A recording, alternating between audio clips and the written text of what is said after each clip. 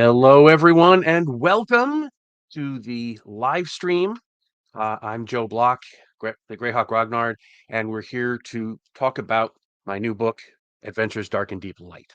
Now, we're going to have a bunch of people coming in over the next couple of hours to uh, help me discuss the book. Um, some of them are names you're going to know, some of them aren't, but that's how it goes. Um, I just want to say a few things first before we get started on the launch party. This channel has hit a couple of milestones recently, and I thought it was worth mentioning them out here. First of all, we hit over 10,000 subscribers, and I cannot thank you guys enough. The That level of support, I could never have even dreamed of it when I first started the channel. So thank you all so much for subscribing. If you're not a subscriber, please do subscribe. If you really want to help, you can join the channel. The button is underneath me here. The second milestone is last month we hit 1 million views. Yes, 1 million views on my videos last month. And wow, I just flabbergasted. I cannot thank you all enough. Uh, so first of all, we have uh, Mikado, 1628. Welcome aboard. So let's get down to cases. First, we have Adventures Dark and Deep Light. Now, this is a condensing of the core rules and the bestiary. So this all comes into a single book, which is 170 pages. Plus, there's a built-in character sheet, which you can print out for yourself. It is a relatively slim volume compared to what I normally produce. And the idea is I wanted something that you could use as an introductory book for the game, right? So the core rules are really big, and the bestiary is even bigger than that. And I wanted something that you could just take one thin book and play a game, right? So it's got everything you need to play. You could play this for a one shot. You could play this for a sustained campaign over months, and it will still hold up. It's the same rules, it's just fewer of them. um, there's fewer classes, fewer races. All of the subclasses and subraces are gone from here. A lot of the monsters are gone. We just have the classics, the basics of the monsters. There's rules for combat are still in there. The rules for saving throws and magic and all that stuff is in there. The big change between the core rules and this game is that this tops out at 8th level. So you can take your characters from first level to 8th level, um, and that brings you into 4th level spells, right? So when you hit 8th level, you can get 4th level spells if you're a cleric or a bard or a magic user. And doing that, capping that like that, allowed me to take out all of the higher level spells, which saves a lot of room because the vast majority of that rule book, of the core rule book, is spell descriptions. So taking stuff like that out really helped make it slimmer. It's got the core 5 classes. It's got bards, clerics, fighters, magic users, and thieves. That's it. It's got the core races, right? So it's got um, dwarves, elves, halflings, and humans. Just sticking to the core. Um, it's got. Let me show you the table of contents here, and you can see it's relatively compact, but it's got everything that you need. Um, I'm just going to go through the book. It's got the usual overview of the game and how to create characters, and it retains the normal BRW interior look. It's got a black and white interior, 2 columns, which I think is nice and clean and easy to read. It's got the standard 6 ability scores, so strength, intelligence, wisdom, dexterity, constitution, charisma. Um, and again, it's kind of compact. And I made a real effort to bow to modern aesthetics and not have the sections break in a page.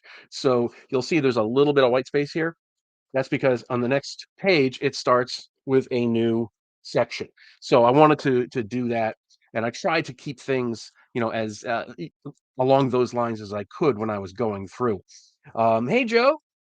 Joe the lawyer is with us, and Joe will indeed um, uh, and Joe will indeed be joining us at 4 o'clock. He's Yeah, he is streaming this on his channel as well. That's really cool.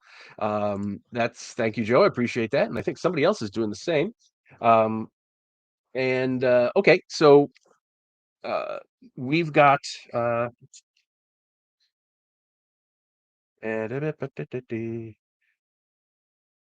yeah. So there we go. Caller Halfling, welcome aboard.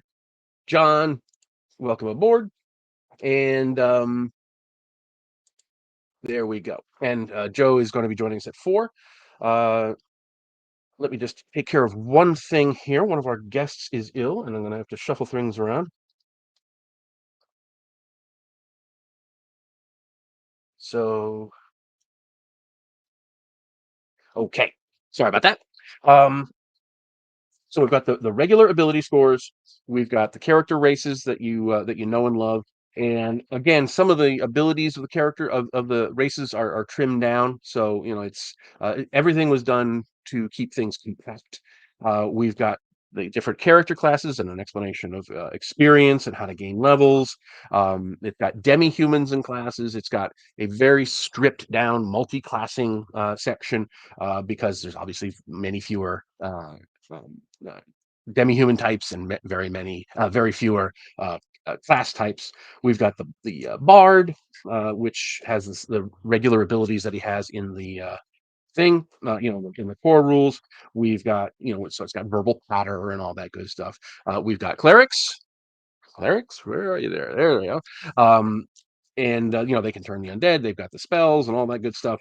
Um, We've got fighters, which are the usual that you would expect. We do have specialization, just like in the original game, but again, it's everything's kind of simplified and trimmed down. And we've got magic users, which have the same D4 thing. We've got the thief. The thief is actually the longest section in the book on the character classes because it's got all the good tables and everything. It wouldn't be an old school game without a lot of tables. We've got a section on alignment, which gives all the explanations for the different alignments. And then finishing touches, which includes things like languages, money, hit points, weapons, and so forth. We've got the standard section on uh, equipment and services, and again, stripped down, only the basics.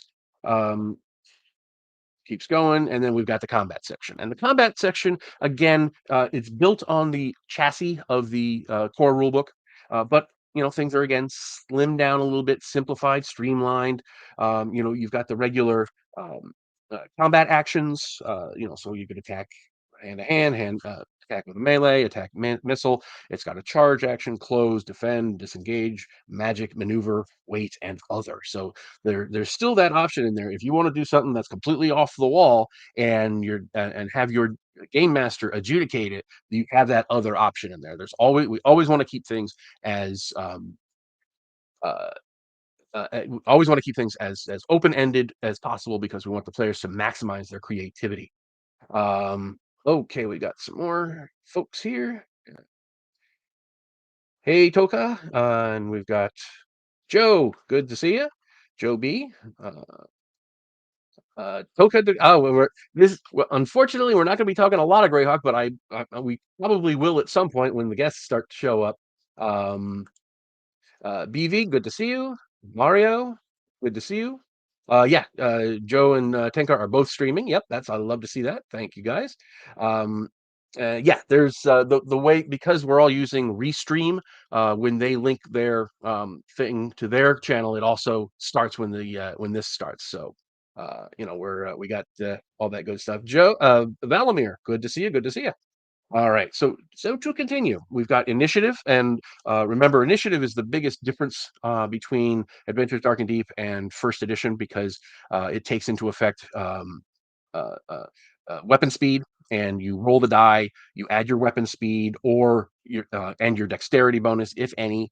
If you're casting a spell, you add the casting time, and then the GM just starts counting. So 1, 2, 3, I go. 4, 5, I go. 6, the monsters go. It's very, very simple. I've been doing this way for years. It's once you get the hang of it, it really makes things go on the table. So It is very cool. We've got rules for multiple attacks because with weapon specialization or monsters, sometimes we'll have a number of different attack forms. It tells you how to adjudicate that, how to do melee, which table do you use, and what role do you need. The game does use ascending. Descending armor class, but there is an optional rule in here somewhere for if you want to use ascending armor class. This is a very simple formula that you can just switch on the fly. Uh, Gary, welcome aboard. Glad to see you. Um, We've got the pummeling, grappling, and overbearing, and the rules here are much, much different than the rules in first edition. These actually make sense in the context of the combat, right? So rather than rolling percentile dice and have all these modifiers special for the thing, you just roll a normal to hit die. You roll a d20, and there are a couple of modifiers. Um, Depending on what armor your opponent is wearing, and it's that simple and it just flows exactly like the rest of the combat. So that was one thing I was very pleased that I did.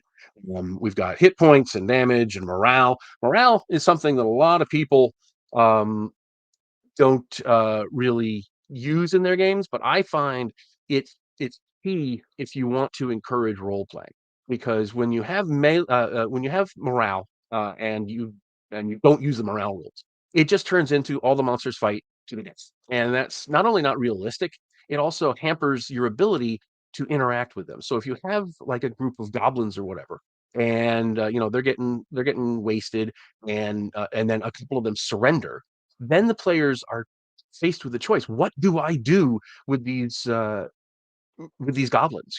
And then you're gonna have to interact with them. You're gonna parlay with them. You're gonna be able to interrogate them. You're gonna have to figure out what to do with them so they don't escape or kill you in the night. So it really opens up the door for a lot of things. And if they run away, then they can come back later in the dungeon. So there's a lot of reasons. Um, uh, Atomic Snack Bar, yes, Count Baltar. Um, Good to see you, my friend. Steve Clements, nice to see you too. Um, Another one of our guests who will be showing up. So we've got and in fact, yeah. Okay. We've got rules for morale and the gaze attacks because we do have Medusas and things like that in the game. But again, it's all kind of simplified. It's got special conditions. What do you do if you're in darkness or unconscious? How does that work? It's got saving throws, both for things and characters and monsters and so forth. Um, it's got the weapons, and you can see the weapons table there is very, very streamlined from what is in the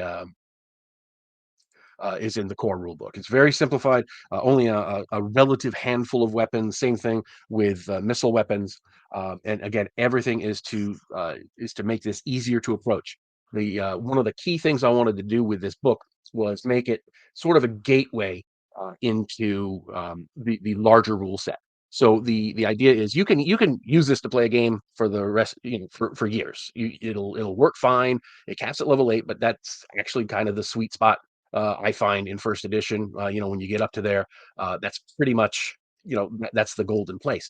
But if you want to, you can then switch from this game into the core rulebook and the core bestiary. It's completely cross compatible. When you do that upgrade, you just add more stuff, right? You have more classes, more races, more special rules for special conditions, that kind of thing.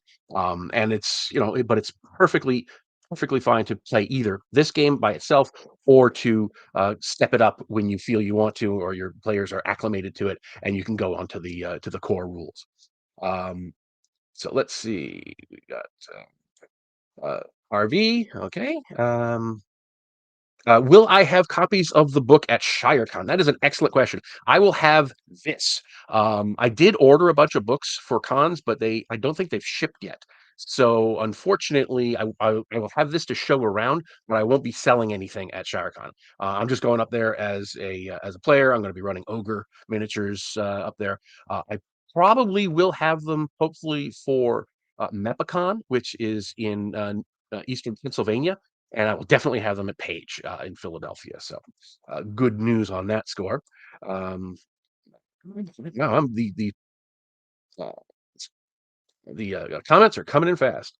Um, Minodrek, the Minodrio, or whatever it is. Um, Welcome aboard. And we got things and things, and you know what? I'm just gonna show all the things on the screen. There we go. So there, you guys are coming in too fast. I can't keep up with you, so we'll just put them on. Um, we do have, oh, here's the option rule ascending armor class. You can see how simple it is. It's just a 4-line paragraph. It is that easy to convert from ascending to descending. Um, so we've got the magic rules, we've got how to use infravision and divination and so forth, how to use magic items, and then the spell lists. And because the spell lists only go up to level 4 because of the level cap on the character levels, they're much smaller as well. I also took out a lot of extraneous spells. We kept the core stuff. So magic users at first level do have 20 20 spells that they can use, but there's a lot of stuff that's not in here that is in the core rulebook, and that again is by design. Um, Agile Monk, oh, thank you very much for that. I really appreciate it. Hi, Long Shot, and Peter, welcome. Yes, I will definitely have them at Page. Hopefully, I'll also have them at Mepicon, so we'll see that. And like I said, most of a big chunk of the rule book is the spell descriptions, which is, as it should be, in my opinion, because it's very much of a game that's based on magic. Um, and then we've got treasure, right? We've got most of the treasure is going to just be again, that's a simplified thing. I didn't keep in the rules for getting treasure in different types, and this kind of creature will have more sundries, and this kind of creature will have gems and so forth. It's just gold pieces and magic items, but there is a quick section in here that says, if the DM wants, you can change it up and have items worth a certain number of gold pieces. So that's you I generally prefer that rather than just having chests of gold all the time. I like to have things, statues, pieces of art, and so forth. But in the interest of keeping the book simple, I wanted to just streamline that. Um, uh, Streamline that now. Hey, John, nice to see you, John Rollins. So we've got magic item tables, for those creatures that have magic as treasure. We have then the descriptions of them, and then we come to things on gimme, the game environment. And those of you who have the core book will recognize this as a section from there, but again, it is stripped down. We've got how to do non-player characters and time and movement, and how to, what light, how far the light extends, and carrying capacities and stuff, how to fall into a pit. How long can you hold your breath? Little practical things like that. But again, it's only the essentials, things that I thought a DM would absolutely need to have, not just stuff that a DM might like to have. Um, so we've got that. Uh, so this new light release is a condensed version of the core book and the core release series. Exactly, that is exactly what this is. It is a condensed, streamlined version of both of the core books. It's intended to be a gateway drug to get you into the game. But again, you can play this as is, all in one book for the rest of your life if you want to. It is a complete game. It just can be added to if you want. Um, okay, so we've got. I'm interested in the content in Swords of Cthulhu, and I wonder what to get now. Get them both. Why not? Although that's also a good point. If you do have this book, you can use the stuff from the Book of Forgotten Lore, or Swords of Cthulhu, or Book of Lost Tables. Any of those books are fully compatible with this because they're compatible with the advanced version of the world's most popular role playing game. So to use a circumlocution. But yeah, you can use Swords of Cthulhu with this. You can use any of those add-on books. And if there's other things by other publishers that are also for 1E style games, they'll all fit in fine here because they all use that same underlying scalability, right? So the hit points of monsters across the board are going to be around the same.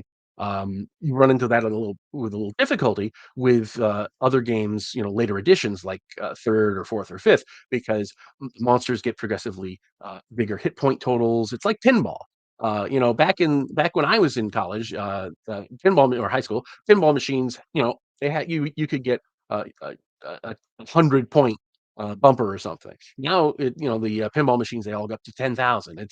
there's this inflation of pinball scores. It's the same thing with hit points uh, in D&D. As they get progressively higher in edition number, the monsters get tougher because the characters get tougher. So it's kind of this race to see who can like an arms race to see who can beat what. Um, so then we have monsters, and all the rules before we get to the monsters, all the rules are just 106 pages. So you that'll give you an idea of just how condensed this is. It's just really, really streamlined and deliberately trying to make it easy for folks. Um, Okay, so then we have the monsters, and the monster entries are actually very different. I used a completely different thing. I'm gonna zoom in on that so you can see. You can see that that the stat block is in that box, right? And that's the entire stat block for the monster. And then I also streamlined all of the text. But something like, let me get a good one here, like a blister beetle. It has an armor class of 2, 3d8 hit points. One attack, 1 to 8 damage. It moves 90 feet. It gets +2 on its morale.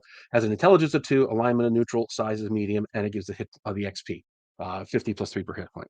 Now that is one thing that I did retain in this. It has variable hit dice for monsters, so that if you have like a kobold, he's going to roll a D4 for his hit points. He's still going to have one hit die because it's 1d4, but this way, tougher monsters can have higher hit point totals and still not have that bonus of in their attack, right? So, like, because in the original, in AD&D first edition, you only had D8s, right? So as a monster got more D8 hit points, it also makes it easier for it to hit characters and other things.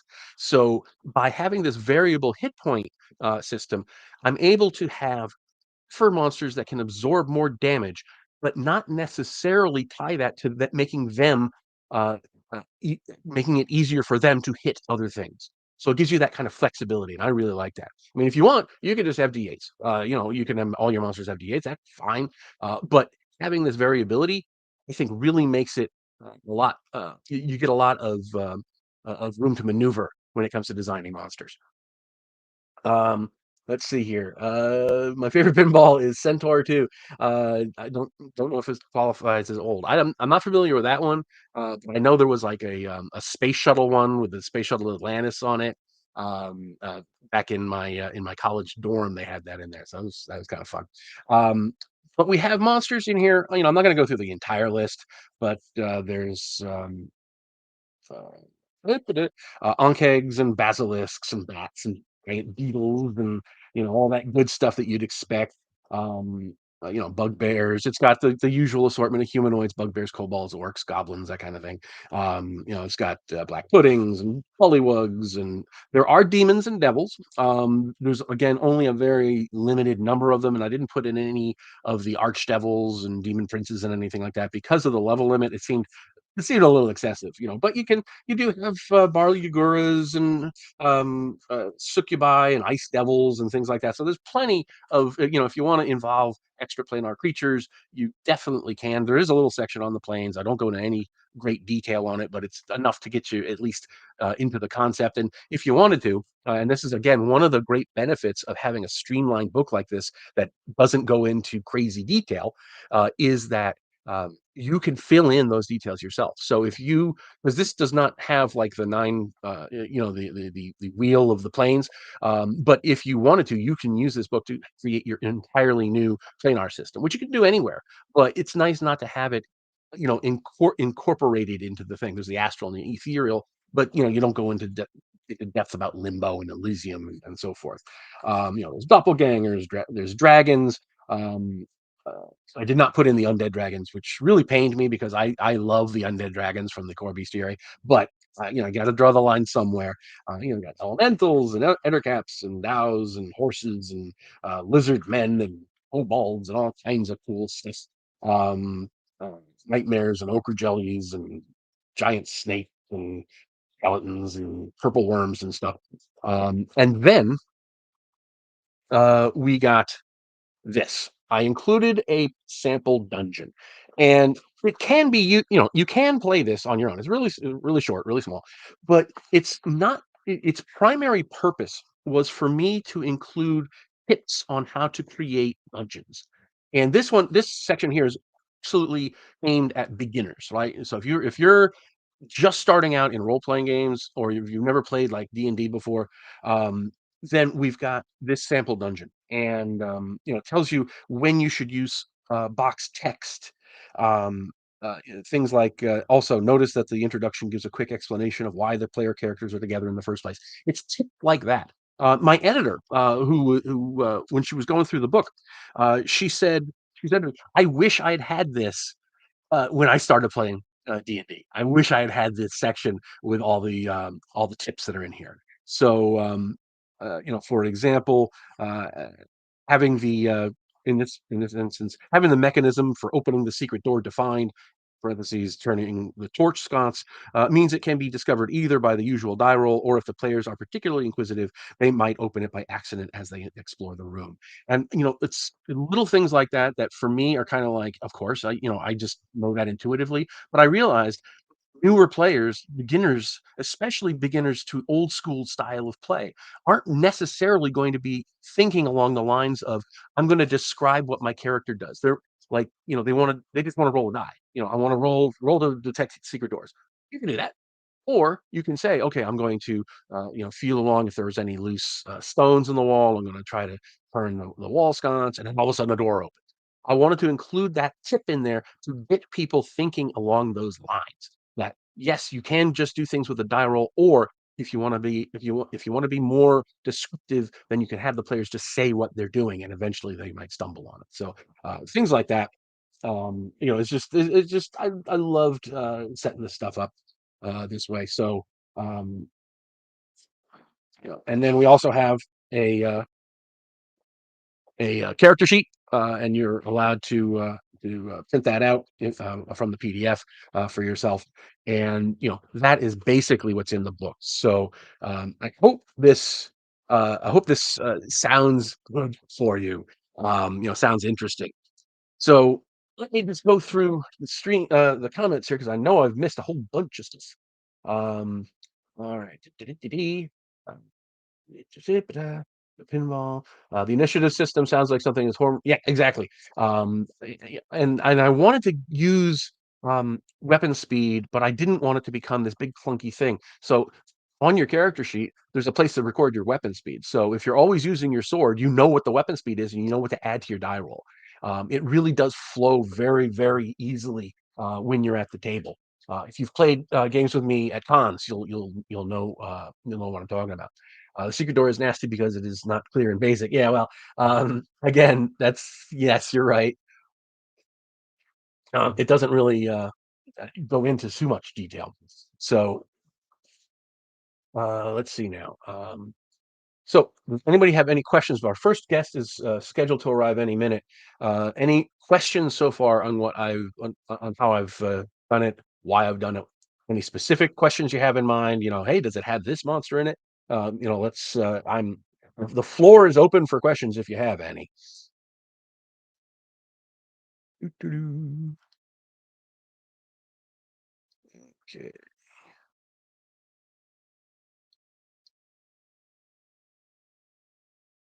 How did you convert spell casting time into equivalent weapon speed? Great question. And the answer is the spell casting time is given in segments, right? And initiative works in segments. So, when you roll, that's basically going to tell you um, uh, when in the round you're going to go. And by doing that, you're able to you add weapon speed, or you casting time in segments. So, hey, D&D dad and son, how you doing? And our first guest is on board, Andrew. Andrew is somebody most of you have probably never heard of. Most of you who are watching this, but he has been an integral, essential part of this project. And Mario, I will get to you in a sec, but I wanna introduce our guest here. Um, so Andrew, why don't you tell the folks what you contributed to this project? To what? Sorry. To the project, to the book, to the whole thing. What To was the your book. role? I was selected to direct and produce the commercials for the project. Yes, commercials. That is one of the surprises I wanted to do. So I've got one lined up. I've got one lined up, and I'm going to be showing each commercial every hour until we've gone through them. So let me just queue up the first one, and once we've given everybody a chance to see it, I want you to kind of talk to us about the process of doing this. But for now, here's A ghoul the first one. leaps out and attacks you. What do? I attack it with my sword.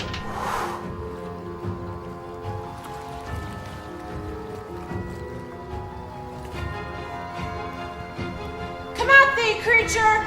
Explore the role-playing game where fantasy comes to life with magic, monsters, and endless options. Adventures Dark and Deep. Available now at adventuresdarkanddeep.com. And there we are. I am so thrilled about this, about having these commercials, because not only are these going to be done on, you're going to see them online in various places, these are also going to be on streaming television.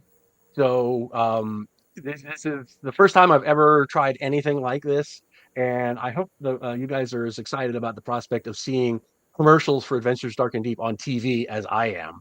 Um, so, oh, yeah, I see one of Emily's friends is in the house. That's great.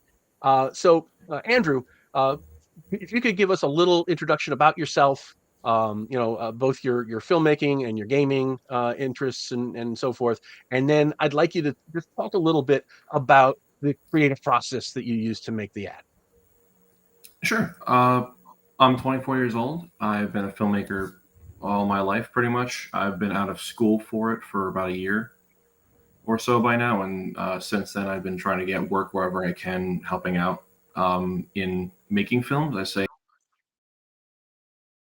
helping out more than actual work because it's hard to find a lot of belong in every little facet that I can. When I was in school, I would help out in every part of the process. So I love every part, from writing, directing, even acting, lighting it, and editing it. And when I actually was approached by your son for this commercial, I guess Right. because he knew you were looking for something like this, and was like, Andrew can make a commercial. And then he called me and was like, "Hey, Andrew, I recommended you to my dad to make a commercial." And I go, "Okay, I've never really done that, but I have wanted to do something with fantasy in it forever. Fantasy is like one of my favorite genres, but it's a very hard genre to justify making a film or a short film about at this budgetary level, which is to say none." Uh, so when you had any help in that, which was very appreciated, was great, and the opportunity to do something like that. And when you pitched me your vision for it, you had a script, and your vision was pretty perfect for what I was like looking to do, with the way that it blended like people playing the game and then themselves in the game. It was very easy to cast that because it was double roles. You have characters playing two versions of themselves. To be honest, they were my friends, but it's because I know how to work with them, and it was easy to give them orders, to direct them is a better way of putting it, because I know them very well, and I like to think they trust me. When I was trying to figure out how to do the ads, that was nerve wracking. I see Joe the lawyer, great commercial. Thank you very much, Joe.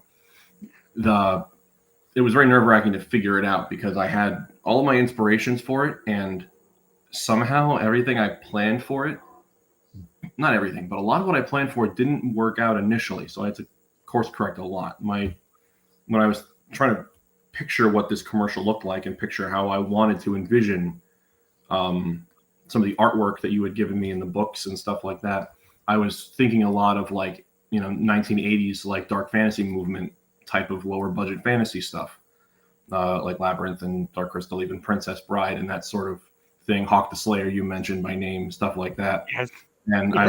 I was watching Hawk the Slayer literally up until like the day before I shot it. I was watching parts of that and pulling from lighting cues. And then I get on set, and your son's my gaffer, and so he knows a little bit more about some of that stuff than I do. And one of my gels that I needed more of a blue light was melting, and I didn't realize why he did. And I was like, oh, okay. So I learned, don't make that mistake again. But I had to course correct on how I made the commercial look. And then when I got to post production, I ended up with this color palette of this kind of like greenish teal and yellow orange balance between the two storylines, which I ended up really liking. I don't know how you feel about it, but that was the aesthetic. I had the money that you had given for the commercial, tried to budget it out as fairly as I could for everything that I knew I needed. I knew that on screen because I wanted it to. I didn't want it to look like, I shot it for $10. But I have a lot of the equipment myself. So I had to piece together the costumes as cheaply as I could, but still making them look like they weren't bought. It looked kind of fun having actors in the living room wearing their own clothes, but trying to color code them a little bit to match, because that was one of your notes as well, as you thought it would be nice if their street clothes somehow reflect their final clothes. And I think they kind of do, but mainly how they reflect it, I think, is in color palette, which I still think just kind of works. I realized I was rewatching the commercial last night, and there's a lot more color continuity throughout. Like the first shot of the book and the board, the green in the book and the blue or the yellow and orange in the book. And I'm like, oh, that kind of looks like, if you scrub through the commercial, that's what the whole thing looks like. That's cool. I didn't do that. No, that's amazing. I honestly think this looks better than Hawk the Slayer in some ways. Much as I love Hawk the Slayer, I think you really knocked it out of the park. And I know it also helps that your friends and I are with the Ren Fair and do all that stuff, so we kind of had some of that stuff already. And I don't know if you guys could notice, but there were miniatures on the table, and those are the old Grenadier miniatures from way back in the 80s, and I gave them to Andrew to use in the thing as props. So it's a little tiny detail that probably goes overlooked, but I felt it would be really cool to have that callback to when I was their age, the miniatures that I was going to use. So now, in terms of the technical aspects of this, because I know it was a night, you could tell it was shot at night, and you have water and things like that. I'm completely ignorant about this kind of stuff. How does that impact the production process? Well, the water was my idea, because when you and I spoke, you were very open about. I think I said 80s dark fantasy sort of stuff, Hawk the Slayer. That stuff just gets shot in the woods a lot of the time. And you were like, yeah, lots of smoke. And I was like, yeah, of course, lots of smoke. I looked at fog machines for 3 months and ended up not getting one because I didn't know if I needed it. I knew it would haze up the scene arguably too much, but more or less, I think it was or more so, I think it would have just been an annoying thing to constantly have to do, because I had essentially a skeleton crew that I was working with to get it done, just because I didn't want to. It's a very small commercial. It was only a few shots and only one actor on screen at a time. When I'm talking about the fantasy side, by the lake stuff, or by the river, so I didn't want to overcomplicate that with a bigger crew. And again, it was just people I trust and know. When we were figuring out how or where we were going to do the location, you were like, you can do in the woods. In the script, it refers to like ruins in the woods, and I was like, okay. And we're looking for ruins, and you recommended one. I didn't know where it was. I was thinking about them, and then I realized right by the house that I used for the interior shots was a stream, like a river, and I have always wanted to shoot there. It's like under a bridge. So I went there multiple times over several weeks with my viewfinder and stuff, and I'm looking for framing. I'm looking for, where's the best angle of this where you don't see like traffic in the background or whatever, and how best can I use this location, because if I can light it well, I think it can look pretty cool, quote unquote exotic for where we're from. And then in terms of lighting it, I had literally gotten one of the lights that day in the mail, because I had been purchasing some new equipment just for myself to experiment with some new colored gels that I was using and stuff. And I got this, it's a 1,000-watt floodlight, which is the most powerful light that I own at the moment. I got it in the mail that morning and was like, this actually is going to be exactly what I need to light the background. And then I had a separate light on their faces. I didn't know, I don't think I told you this, when we shot near the river, there are so many bugs that live at the riverbank in the nighttime, and they love light. So when you fire that light up, it's just a cone of light highlighted by bugs. it was insane. And they kept trying to fly into the grate because it was a floodlight. There's no like glass or Fresnel on it. They kept flying into the light and dying and burning. So I kept thinking the light's smoking, and I keep thinking it's going to blow up because the light's failing. It's not. It's because bugs keep dying on the inside of the light. And the nighttime stuff was a 2-day shoot, or 2 nights. So that happened on the first day, and it freaked me out so much initially that I almost called the shoot because I was like, I don't know, I don't want to put these people through bugs. And then, thank you very much, Agile Monk. And then we managed to power through that, shutting the light off occasionally. And I had people, my friend Mackenzie was on standby a lot of the time to like, oh, Mackenzie, it's smoking, shut it off, shut it off. And then we wait, and then we'll do it again. And the other light had an umbrella on it, kind of like if you ever go to like have your picture taken at the mall and they have like a bounce umbrella backward. It was like that. That umbrella, dude, was like blacked out with bugs that were just like went on the inside of it. They loved that thing. And then we wrapped that day, and I was like, okay. And I get there the second day, and I know I'm like more bugs. So we were prepared for it, and we powered through it, which was great. My friend Emily, who I think is in the chat, she suffered so many bug bites through her costume, unfortunately. I'm very sorry about that, but she seems to be okay. I think she did a great job in the commercial, especially like that sword she's twirling that she was in the first commercial. That was your sword. You were insistent on like, I have swords. I have a staff. I remember the quote. You texted me, I have a suitable staff. And I was like, that's very funny, Joe. I appreciate your phrasing. My friend Keith was wielding the staff. And of course, your son is the monk, not the monk, the cleric, the dwarf cleric. Which was the first thought I had when you were like, there's a dwarf cleric in the script. I'm like, it's Sam. And I told you that. And you're like, yeah, it is.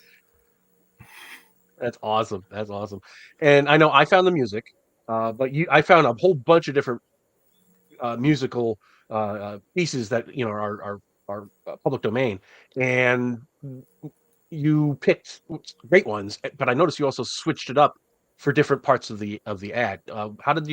How did that work? The matching the musical cues to what's going on. Well, some of it is natural timing as well, like just how you kind of cut away from a shot when I feel the shot necessitates that I need to be somewhere else, unless I need to cut it down for time. That's the fun experiment. The commercial that you I guess the rest of the audience hasn't seen the other commercials yet, but the one that you did see with Emily in it, there's actually shots in that are sped up a little bit. The music itself is actually sped up. I know, Joe, you have all the files. If you listen to the master one and the Emily's 30-second, her music is a little faster.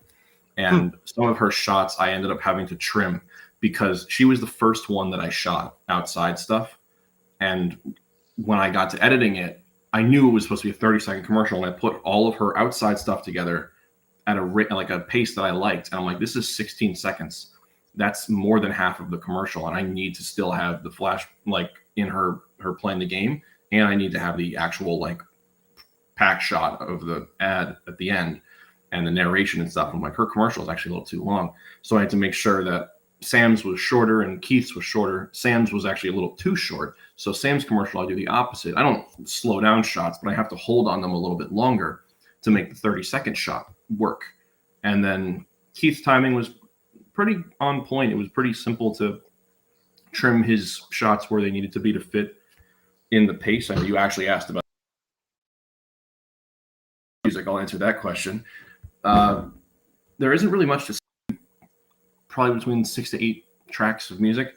And I just was listening to them, and I was like, this one's like cool, but it's like way too epic for, Keith with a stick by a river. I don't know, like you hear it and people might go, that's corny or whatever. And I didn't want it to feel corny, but I definitely wanted it needed to be just enough to feel right, to feel slightly immersive and believable for what it is. And But not I was kitschy. just picking them, and then I would choose one for like Emily, and then I go, oh, this is not going to cover the full commercial is like a minute, which I didn't mean for it to be a minute. I think you just said 3 30-second commercials and then one full commercial with all of them that's going on YouTube. Doesn't matter how long it is.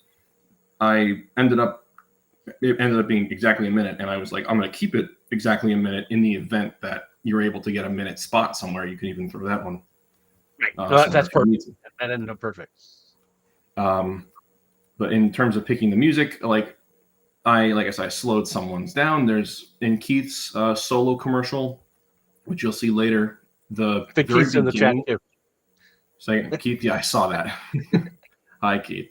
Yes, it's the staff of Thunder and Lightning. I've had him say that line so many times, I think he will never forget it. And that's a good thing. But in his commercial, the beginning of it, there's a clip of music that's like played backwards for a second, because you don't really notice it, just because you have these music tracks. Usually when I look at music, because movies, I've noticed movies having a rhythm to cut to in music, like not like score, but like soundtrack music, like a song. Like if you put, I don't know, Beat It by Michael Jackson in a song and you time a sequence to it, it's about the beats. But how a song starts in a movie and how it ends are very important. Sometimes they just kind of fade out, but when a song starts, you're aware. You're always aware that there's a rhythm your brain's getting onto, or you're like, I know this song, I like this. James Gunn does this stuff. Watch the Guardians of the Galaxy movies. There's so many sequences where like a song starts and you're like, this is a sequence now. So you have to be mindful of when you start a song, how you start a song, and how an audience is going to latch onto that. Hi, David Thompson. And I will listen, when I listen to songs, to edit the beginning and end of them, because there's usually some kind of leading in note, and the songs you sent were orchestral, so they were especially had nice, codas or fade outs of some sort. If you play the ending like backwards and cut it off at the last note when it goes, like, hits and then fades, and then you reverse that, it'll fade to a hit, and it can also have a different quality that could sound cool. And so I use that just as a way of leading you into the commercial. And then when it hits, I switch to a different track. For Keith's in particular, I did that. I think I do it for the main commercial as well. But it's just a matter of pacing it out. The music is much better paced in the full commercial, because I edited that one first, just because I knew once I got that, I could just clip out each section, reorganize where I needed to, and then clip them until they were 30 seconds, because they each of them were too long. That's actually not true. Like I said, actually, Sam's was too short, so I had to figure out how to stretch his out a little bit.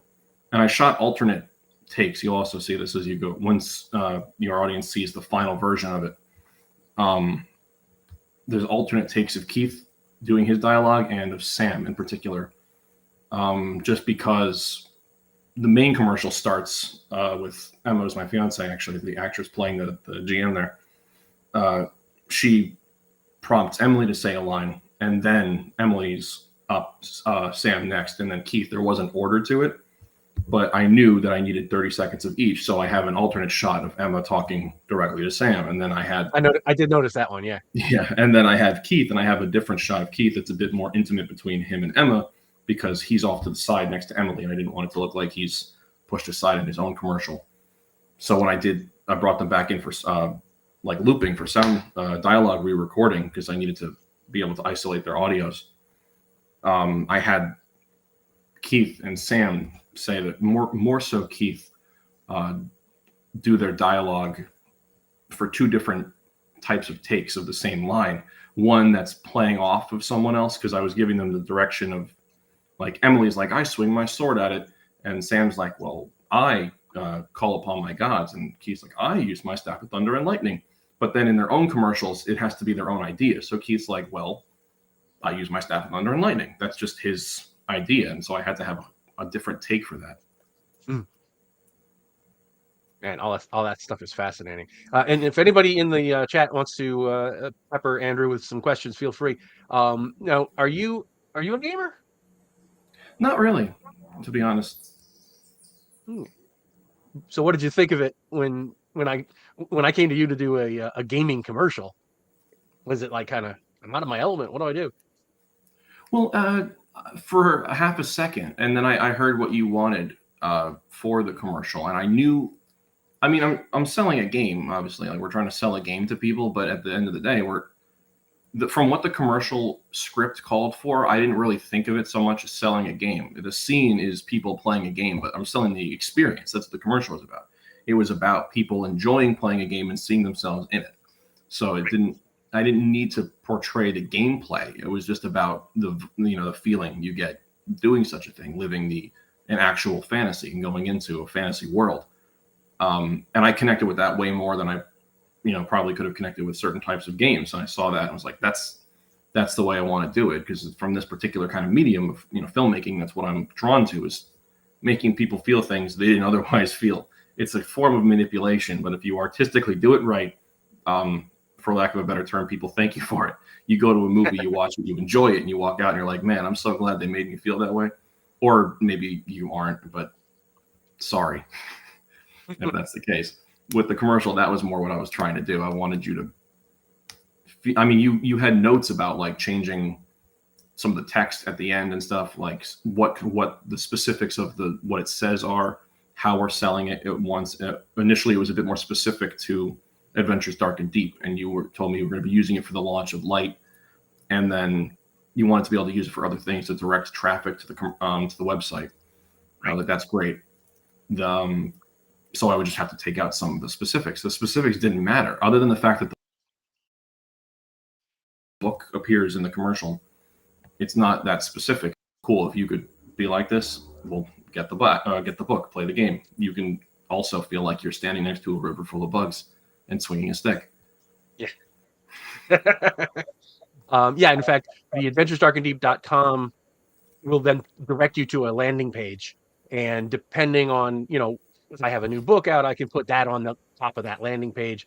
This way, it's a little more generic than sending people directly to the web store or whatever, because it gives me a chance to re-emphasize different books and stuff. And if you go to it, you'll see there's the Lite book. The Lite book is right at the top, and then underneath it has the core books, and then it has the expansion book. So it gives you that kind of flexibility. And speaking of flexibility, you were really good about accepting my last minute changes, stuff like that. Because when I first had this idea, I didn't realize that the Lite book would be done in time to use it. So it was just perfect synchronicity. Oh, Agile Monk has some nice things to say.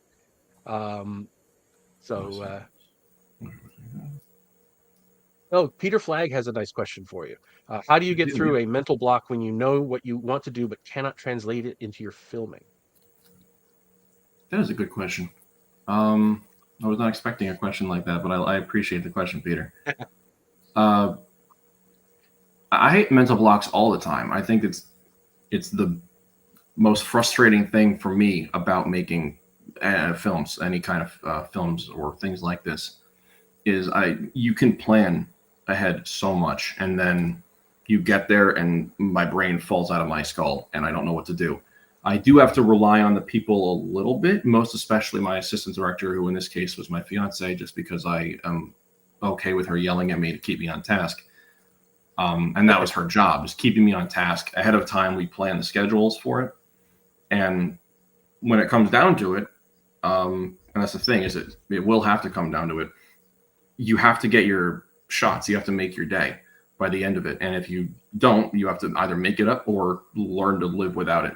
And so I, like with the gels, for instance, when I had my first initial plan, I was looking at Hawk the Slayer in particular. There was one shot early on of it's like a monastery or a cathedral of some sort, and they had a lot of smoke, and they had blue lights hitting the smoke to illuminate. And a lot of movies from the 70s and 80s have this very specific kind of blue light. I know the kind of gel they use for it. I can assume the kind of quality of light that they use. I had lights that were similar enough. I had gels that were similar enough. I knew I could theoretically recreate the vibe, although I didn't have the smoke. I tried that, but I didn't realize how easily the gel would melt on the light because it was too close, because the light's too bright, and I hadn't worked with it until that day. I start melting it, and I go, oh no, what do I do? I can't, I have, because I kept my crew small, arguably too small, I actually didn't have enough people to run around. I only had Mackenzie to run around and fix the gels. I didn't want her to burn her hands or be just staring into a light for all night. I had to figure something out. I ended up not even using gels at all. I just went bare bulb because I knew the technical aspects of what I was doing. I knew that, if you use the light at a certain color temperature and it's matching to the camera, the light's just white. And if the light's white, that's good because I can tint the image. And I knew if I'm doing nighttime, your eyes do shift perception when you're in nighttime. That's why nighttime is not actually blue, but most people perceive it as blue because of how your eyes act in low light. I knew that, and I knew I had to accommodate for my for lack of a better word, shortcoming now, the predicament I'm in. So I just went, well, if we just shoot it white, I can color correct it. That's how your eyes shift light. It'll look more natural. I didn't want it to look natural. I wanted it to look a bit artificial because a lot of those 80s movies look artificial like that. Them playing the game on the inside, the kind of low sun look that I go with is deliberately artificial. It's a bit too yellow. It's a bit too in particular on Sam's side, it's a bit too in his face.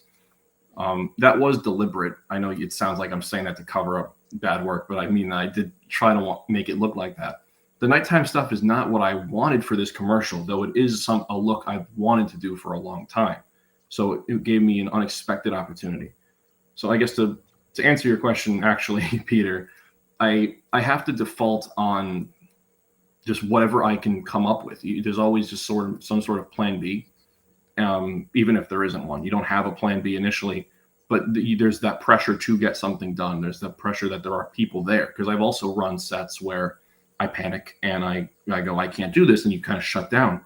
Nothing gets done, and no one's happy. No one enjoys being there, even if everyone wants to be there to have fun. So you need to keep other people in mind when you're doing that, which can be stressful. I'm still getting better at that. As every project I do, I learn where I disappoint people, and I go, well, I can't do that next time. And I learn what people enjoy, the kind of energy they get. I have a suitable staff indeed. Thank you. So now, obviously, you've been to film school, right? Yes, I went to high school for film, actually, because I went to a technical high school. That's where I met your son. And then I went to community college just to get a associate's in filmmaking, and then I went to Montclair State for 3 years, and I have a bachelor's of fine arts in filmmaking as well. Great, that's awesome.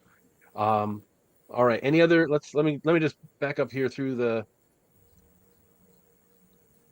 comments, see if there's anything, because this is fantastic. So a lot of this stuff I know nothing about filmmaking, so this is fascinating to me. I got one last question. Aside from the bugs and the gel, what was one thing that went not as you expected? I immediately know that one. You and I spoke about that they're fighting a monster. In the script, it says like a ghoul jumps out and attacks you. And I was like, why'd you choose ghoul? Because it's in the script. Why did they say ghoul? Why not any monster? And you're like, I don't know. That was literally your answer was like, I think a ghoul could be like neat. It didn't matter what the monster was. He just thought it was a cool. It's undead, so the cleric can turn undead, and a ghoul is an undead creature. So that's, in order to have the cleric do something, it had to be undead. But it could have been a vampire or something. I didn't know that. That's actually because you're working backwards. Then you had your characters in mind, and you wanted to give them something to do. But one of them, you're like, I don't know, he's not going to turn a dragon or whatever. But we were dealing with. Oh, hi, Joe's face. Sorry, my camera decided to leap out of its cradle there. You're good. Sorry, I lost my train of thought. There was the ghoul. The ghoul. You had written it as a ghoul, and I was like, why? And now I actually know the answer to that. But I was like, okay, so I have to put a ghoul in the commercial, and you were like, no. It's more about the fantasy of it. It's more about the people interacting with it. I kind of envision this as them looking at the camera, fighting at the camera, as though the camera is the monster. And I disagreed with you for a very long time on that. I was like, I think we need to at least see some kind of monster. How do we do it without it looking dumb? I honestly don't know much about visual effects. That's one area where I feel I lack in the modern age of filmmaking, because I focus so much on old school stuff. A lot of my lights are old school style things, just because those are my favorite looks of movies, and they were able to do it, before the advent of digital filmmaking and LEDs and stuff like that. So I model all my stuff off of that. And I was thinking in the vein of these 80s, dark fantasy movies, particularly movies like the Jim Henson movies, like Labyrinth or Dark Crystal or whatever, the puppets and things like that they had. I was like, can I do a monster? I love puppets. I've always wanted to do them, but I don't know how to make a good monster puppet. So I was looking up. I honestly don't know if anyone remembers this sort of thing, but there was something in the 80s called Boglin, which was a little rubber puppet guy. I have him in my garage. His eyes move, and his mouth, you can move his mouth, but his eyes are very realistic looking plastic eyes. And he has these little arms on the side of him. He looks like a little slug guy. But the detail in the face, it's like a rubber face, was great. And the eyes are great. And it has that look of, it's clearly a puppet, but there's enough life to it that you buy it and it has the right vibe. and I was going to take the little arms off and build a little body around it, make it the face of like some kind of goblin or ghoul looking creature. And Boglin's had like a bunch of different designs. I looked at a whole bunch of them on like eBay because they're old. They were out of production for so long. I got one and I was like, I just need a couple shots. I even shot all of their singles with the weapons with the intention to do reverses at a later date back at the river with the monster. And I was like, I have to build this monster. And then I start editing it together. And Steven says I have two of them. I forget the name of the one that I have. I could grab them out of my garage though. But yeah, I was talking about my cast and crew remember me talking about like, you know, the armor I was going to give him because I needed to hide the fact that he was a body. So I was like, I can just put him in little armor. I was going to make it out of like little tin things I had. And I ended up not doing any of that. I got caught up with other work and edited the commercial and I realized it looks fine. Joe was right. Sorry. I wasted that time and I bought a Boglin that I have no use for right now. So he's just chilling. He's a little beat up because he was a secondhand or third-hand Boglin from whatever, 30 years ago, 40 years ago. Probably about 30 years ago. Now he's just hanging out in my garage until I have a use for him, but I think he's funny. I have a group chat with all of the people that were involved in the production, and it's called Boglin because I had it on set. That's the best thing it served as a purpose is I had it on set and I was like, this is what you're fighting. I'm just going to shoot it later. So when it was something to motivate them when they're saying their lines, they can picture this stupid little rubber guy going, rah. And then there actually isn't a rubber guy in the end. So, but that was a long process. That and the fog machine. I went back and forth on the fog machine for a long time because it's something I want to get for myself. I thought about renting, buying. I just haven't worked with it enough to know when I got on set how to operate it, how much it would be a problem. I mean, I had to lug a generator and a bunch of equipment across like a big baseball field in a park to get to the stream and then run the power and stuff like that. It was not the most convenient location. Where I ended up sticking the lights was also not what I planned on doing. I wanted them, there's kind of a bridge. You can see it particularly in Warren Keith's and Emily's, I think. There's like an overpass bridge right nearby. You can see it. I was trying to put lights up there to shoot as more like backlight, like moonlight, but I wasn't able to run power up there and stuff like that. Yeah, and you can also see it in the end of the full minute commercial where all three of them are on the bridge. That's a different bridge, but yes, behind them is the overpass. Cool. And looks like Joe the lawyer has a. David Thompson's got a new one. A new question there. Who has been inspirational to you in your work? Hello. We'll introduce Steven in a minute. Okay. Sorry, Steve. I won't take too much of your time. You're good. I'm enjoying listening to you. Oh, thank you. In my work, depends on the area of work because, like I said, I like writing, directing, cinematography, now editing, all that. You have different figures that you pull on. I mean, as a kid, you grow up with a lot of the classics that a kid can watch. So I was a big Spielberg guy, and then as I become more of an adult, I rewatch those films, and I'm like, man, I am still a Spielberg guy. Like I understand more of the technical stuff, and I see how he does it. I hate that guy. I hate how natural he can pull off such complicated things. And in terms of like cinematographers, one of my favorites is Dean Cundey, who did John Carpenter's Halloween and The Thing. He did the Back to the Future movies and Jurassic Park. He did like the lighting and he shot it.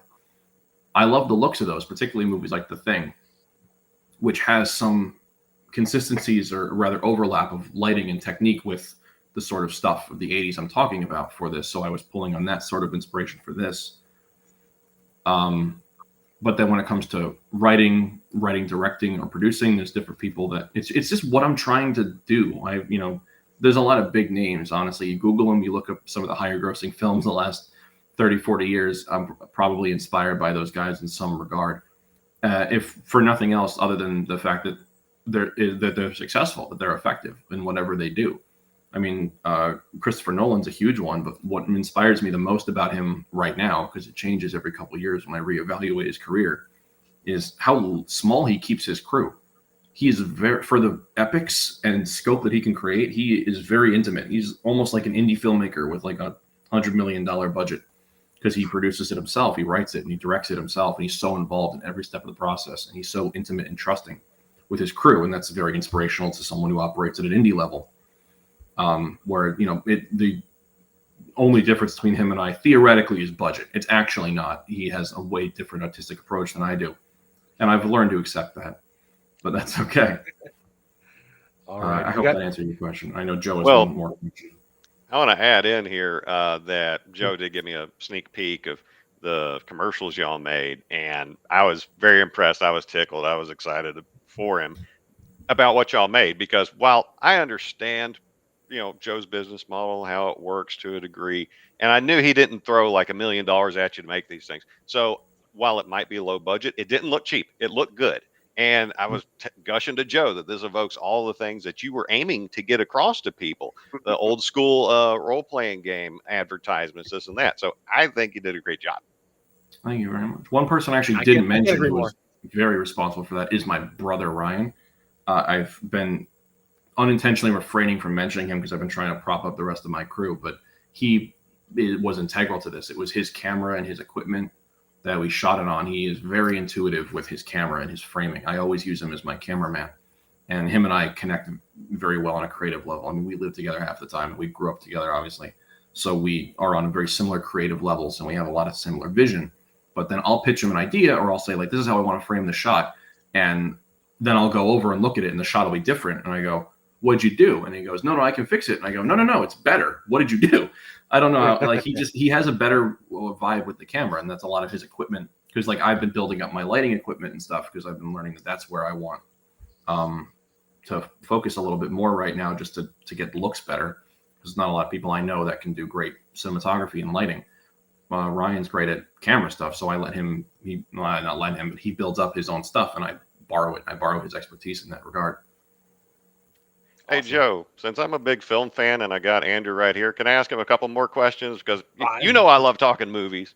So, Andrew, first, are you aiming to get into any like short film festivals or any film competitions, anything like that? Well, yeah. I mean, I don't know about with this commercial, but I'm looking to do other things. I'm always looking to climb, to do more stuff, to meet more people and work with more people. I mean, this past weekend and the weekend before, I've been doing night shoots for a friend of mine's film. It's a proof of concept, which has been exhausting because they've been like 12-hour, like 6 to 6 night shoots. But for no pay, but it's fun. And these were people I wanted to work with, and I get to do a different job and get better at that particular job. I would love to make more short films. I mean, I have a thesis film I made in college about a year ago that I'm proud of. It's another, even more intense story of just things falling through and figuring it out and whatever. That's the story of every film. But I mean, at that level, that was the first film where I learned how to produce, because I was like, this needs to look good. I wrote it. I wrote so many drafts of it over and over again because I wasn't happy with it. And then obviously knowing I was going to direct it, I was doing a lot of the art design for like costumes because I love costume design and stuff, trying to figure out the aesthetic of lighting and, background stuff. And I had locations falling through over and over and over again up until like it was just for school. I kept booking locations at the school and they would fall through like a week later. And I ended up having a location that fell through 3 days before I was supposed to shoot. So I shot the whole thing and ended up doing my grandparents' garage because they had a double garage instead of my like single, and I needed the room because I wanted a warehouse. And I kept trying for warehouses or big storage areas that kept falling through. But the garage ended up actually being a better vibe for what I needed the film to be. So, it's all about recovery in that regard. So you're already experiencing some of the Terry Gilliam curse, huh? Yes. Something like this, because it's artistic expression. It's fun to tell stories and make stuff up and call it art. But there's so much technique that goes into filmmaking. That's what's fun and frustrating about it, is you have to learn, especially as a director or producer, you have to know at least a little bit about everything. You have to hire people who can do your job better than you or do any respective job better than you, and you have to trust them. But you also have to know that they can do it better than you. You have to know you have to know enough about it to know that they're great at it. Gotcha. Every project I work on, something huge goes wrong. I'm not alone in that. I think that happens in every thing. I'm just experiencing it more and more as I go through, and that makes it fun. It makes you a better creative, a better filmmaker. In Well, terms if you're of not festivals screwing and things up, you're like not trying, right? Yeah. exactly. In terms of like your question, festivals and such, I don't have any films other than I guess I could try to submit my thesis from last year into festivals. And I thought about doing it, but I don't know if I want to do it with that film. Just because I would rather, I can do better now. I already know I can do better. Just by making that film, I can do better than that film. So I want to see what the next one is. I'm looking to hover as a producer. I'm looking to make my brother make a film and work on it with him, just to see that through to fruition. And maybe the next one we can push into festivals and stuff like that. I hear you, because I got into the short film scene just as an appreciator and a critic reviewer through the HP Lovecraft Film Festival, which takes place both in Portland, Oregon, and Providence, Rhode Island, in conjunction with the Necronomicon Gaming Convention that happens there. It's good times, and I got to talk to some of these short film makers and feature filmmakers about what it's like to be them and getting involved in those kind of organizations and those events has helped them connect with folks that they needed to succeed to move forward. So maybe if you haven't thought about it, I'd encourage you to give it a whirl because you already got one good thing under your belt, these commercials. I appreciate that. Thank you very much. And Andrew, I know you've got to go at some point for another night shoot, but Joe the lawyer has one last question for you. I do have a little bit more Tarantino time. or Robert Rodriguez? Sorry, Tarantino or Robert Rodriguez? Whose approach do I like better? I don't know their in-depth approach as much. I appreciate both of them equally for what they are, respectively. They both have an immense style, and they obviously work very well together. Unfortunately, I'm not as familiar with Robert Rodriguez's more quote-unquote adult-oriented stuff. I'm more familiar with his stuff I grew up with, like Shark Boy and Lava Girl and Spy Kids and stuff like that. But I know he's done more than that, like Desperado and Grindhouse and stuff like that. And I'm way more familiar with Tarantino's career. And Tarantino is one of my favorite films, Django Unchained. I love that movie. I think of it as a fairy tale in a lot of ways. But I appreciate Robert Rodriguez's approach so much, just even on things like Shark Boy and Lava Girl. That's such a weird movie. But the concept is so neat. It's perfect. It fits in, to be honest, with the movies I was talking about, those 80s movies that, children need, like Labyrinth. Labyrinth is a reimagining of essentially Alice in Wonderland and Wizard of Oz. And it's in that vein of, girl goes down a rabbit hole and falls into the underground. That's something from Alice in Wonderland as well. That's like a fairy tale that, a retelling that kids grow up with. I think Shark Boy and Lava Girl is like that same kind of thing. But the embracing of visual effects in that movie, especially because it's so like they don't look that great, but he embraces it wholeheartedly and he uses it earnestly. I tremendously appreciate that. George Lucas did the same thing with the Star Wars prequels. It's just a different way. It's a different workflow, but for Rodriguez, it allows a new kind of workflow for him. And I appreciate that. To answer your question, whose approach, I guess I admire Rodriguez for that approach more, but I'm more familiar with Tarantino's day-to-day approach. And I know that he also approaches with a very devil may care sort of thing. I can do, he has his vision and his job is to do it and make everyone else believe in it, whatever it is, because it's often ridiculous and typically original to some degree. But he's very good at convincing people. Somehow, if you've seen him in interviews, I'm like, I don't know how you listen to this man. He's so zany in the way he talks, but he, has endless success seemingly from that. I hope that satisfies your question. I see, Joe, you have one more. What's my take on AI filmmaking? Depends on how frustrating at the moment, just in the sake that it is, or in the sense that it can replace some jobs. And I'm trying to get in on the ground level, and those are the jobs that are easiest to cover with AI, because that's the grunt work. That's the low level little touch ups and corrections that you can basically just prompt an AI to fix or work on. But one thing that does bother me about AI in a creative sense is how it pulls on pre-existing things. I mean, yes, so does the human brain. We are basically our experiences reinterpreted and then regurgitated. AI is essentially not exactly the same thing, but it operates very similarly.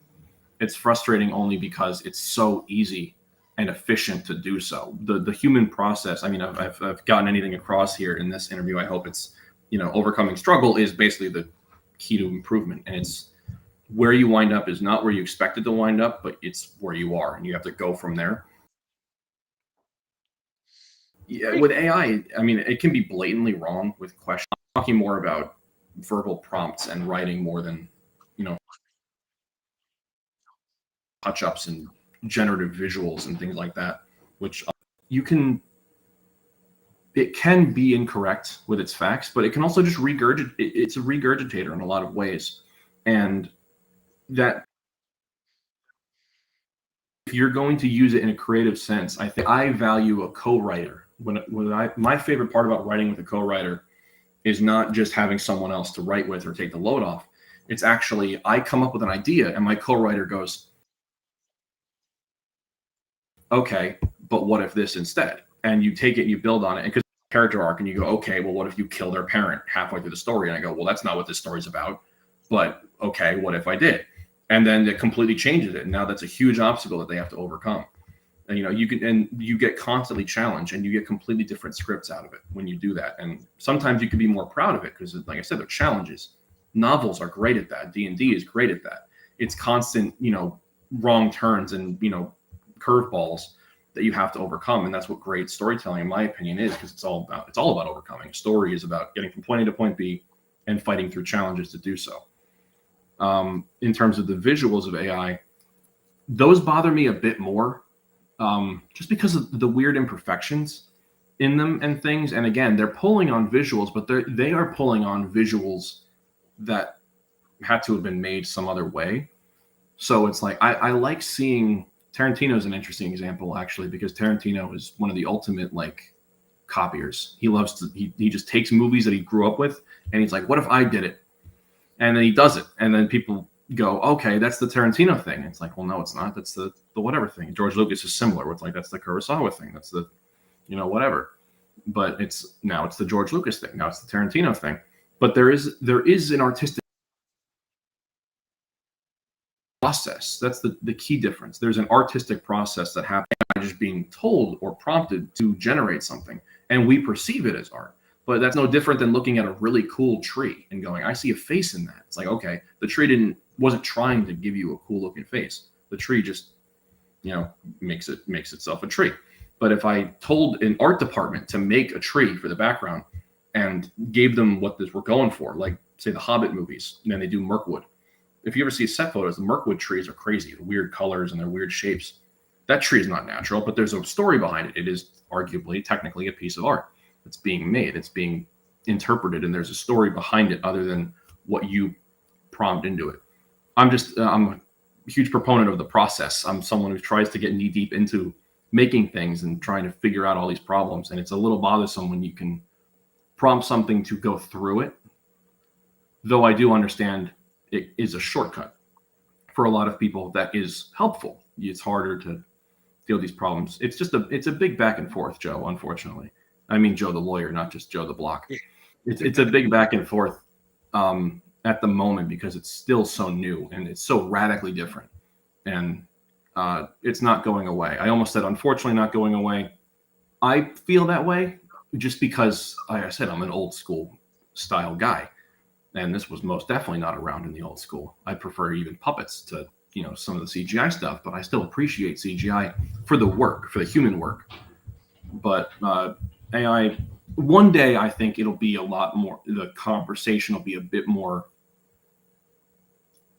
easier to have, I think, and it'll be a bit more, for lack of a better term, objective. I think that the way that it can work and how it factors into a workflow, there's going to be a much clearer line between using it as an aid and relying on it. But right now, there's a much blurrier line where someone who uses it as an aid, other people look at it and go, you just used AI. It's like, well, yeah, you don't know why I used it or where it got me to. It's like, okay, but you used AI. It's like, okay, but one day I think that line will be a bit clearer.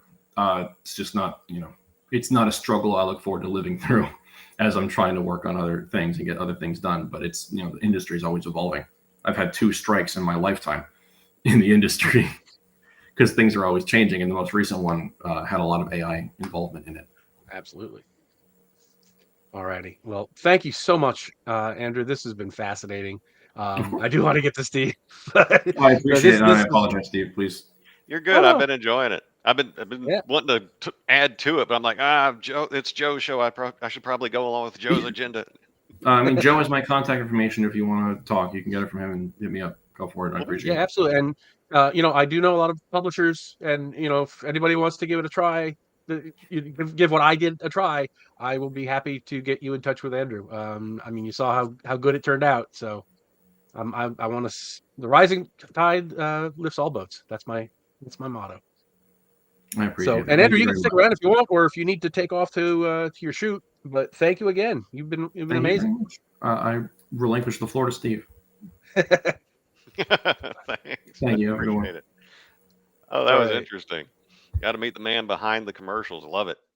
Yeah, I think that just turned out so well. But now, Steven, tell us about yourself. For all the people who don't know who you are, for the three people on the audience who don't know who you are, uh, let's hear about your background.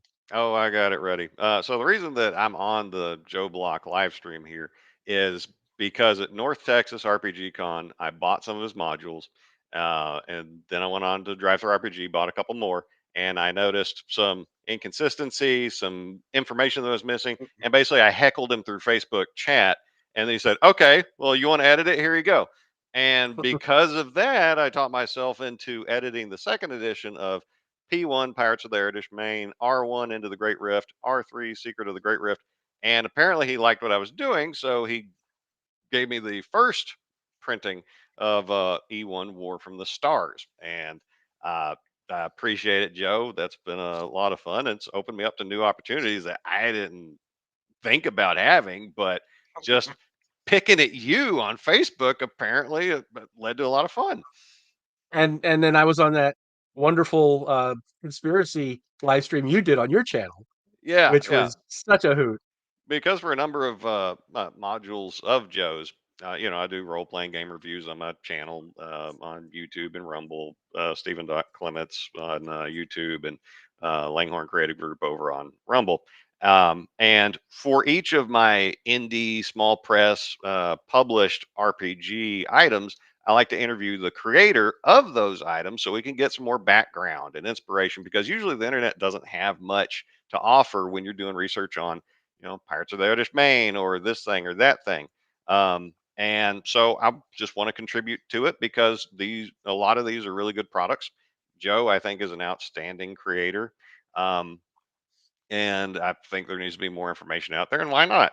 Why not help make that happen? And he's a good interview. And after we did several interviews and got to talking to each other, I was like, we got a lot in common. Let's talk about crazy stuff.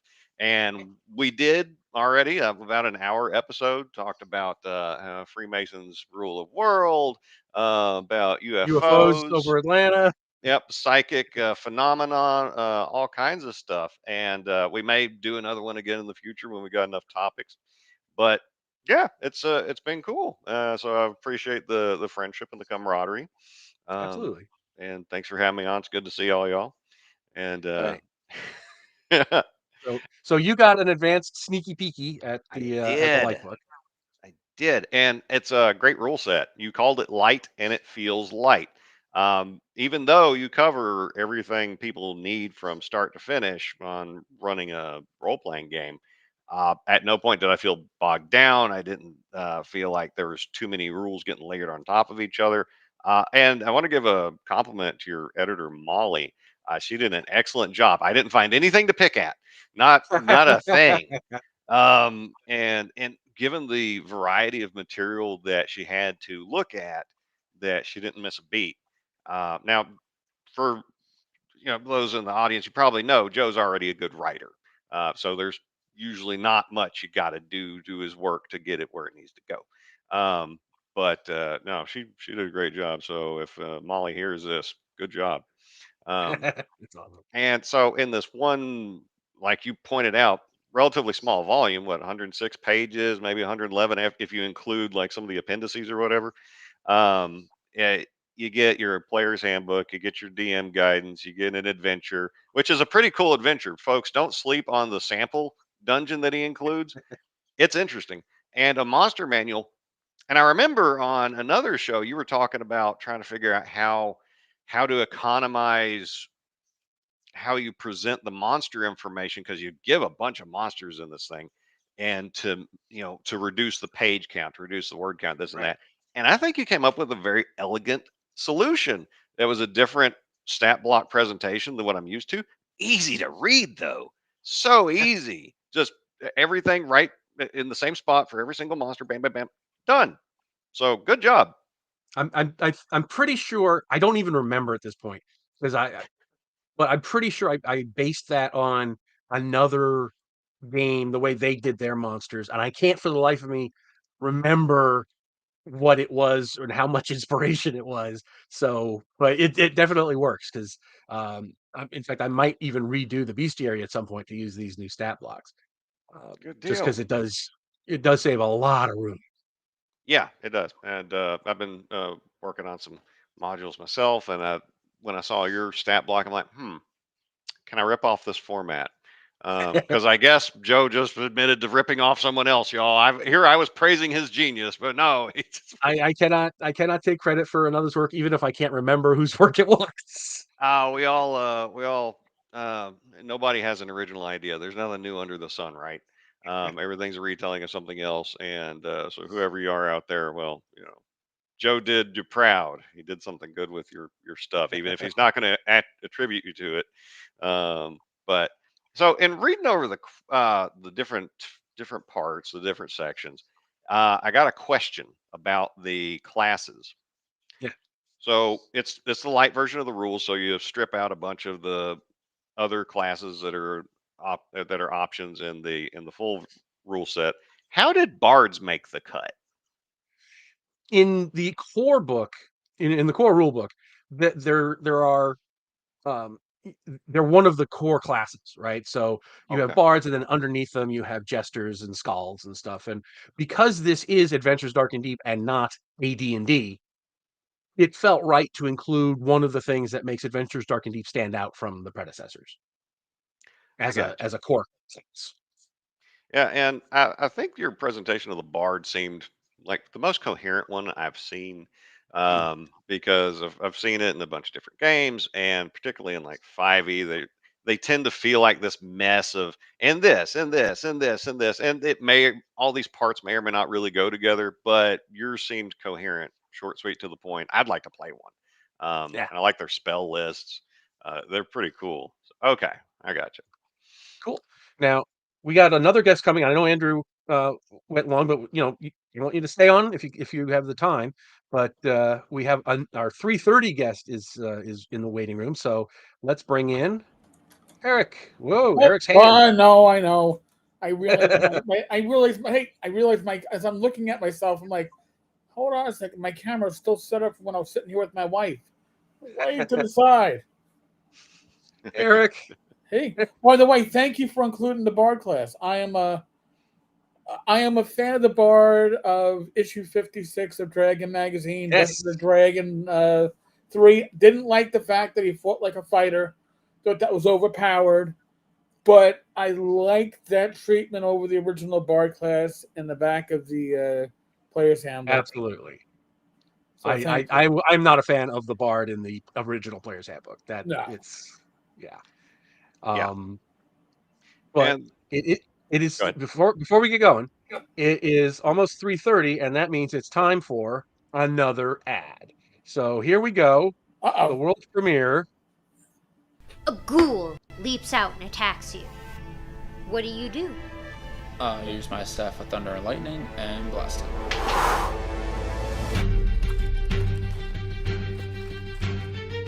Do thy worst, freak. Explore the role-playing game where fantasy comes to life with magic, monsters, and endless options. Adventures Dark and Deep.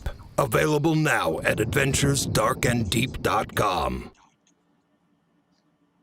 So there we go. Number Yeah. Those two out are, of those are four. quality, man. Those are quality. I could have seen that in like I don't know, Channel 11, Channel 9, back when I was a kid, that would have been an acceptable commercial quality. That was good. Well, you're Yeah. going to see it on Paramount Plus. That's awesome. That's That is yeah. awesome. Starting tomorrow, they're going to be running on Paramount Plus. So I'm hoping it's a complete experiment. I've never done anything like that before, so we'll see how it works.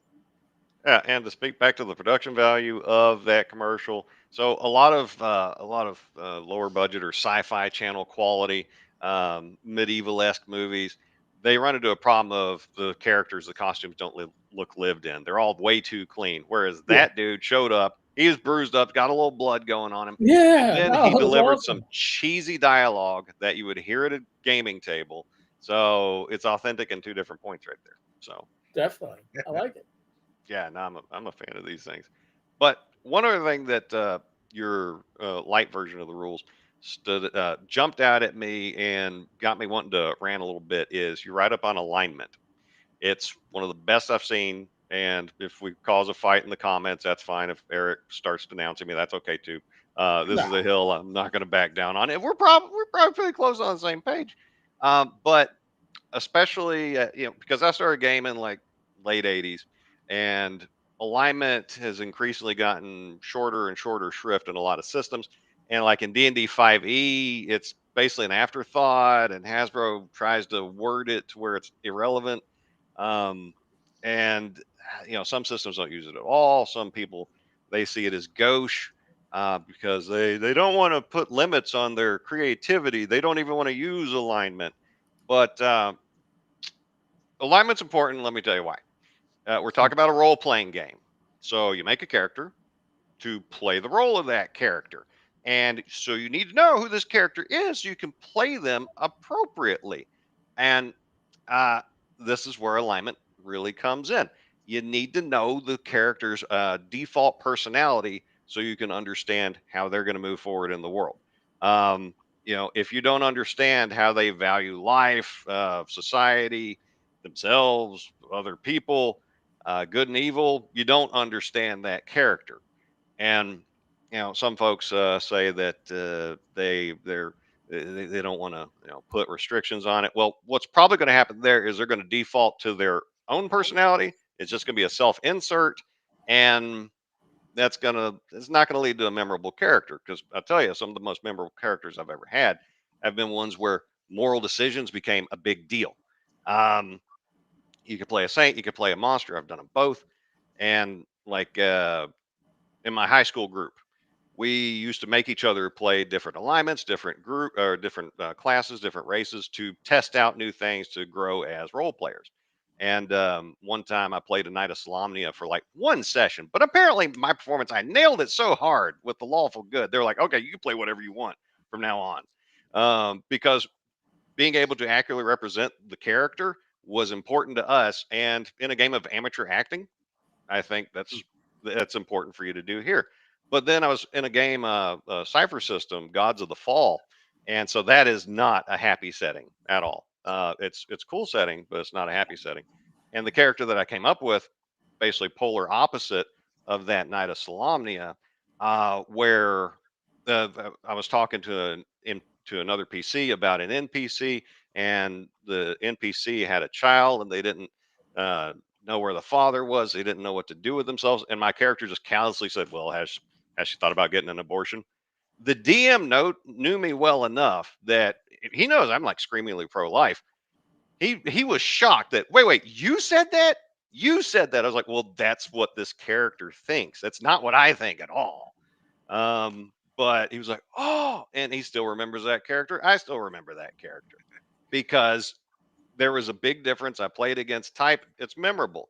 Like even the vampire game, morality is front and center. It's important. Defining your character is critical in how you play through that game of personal horror.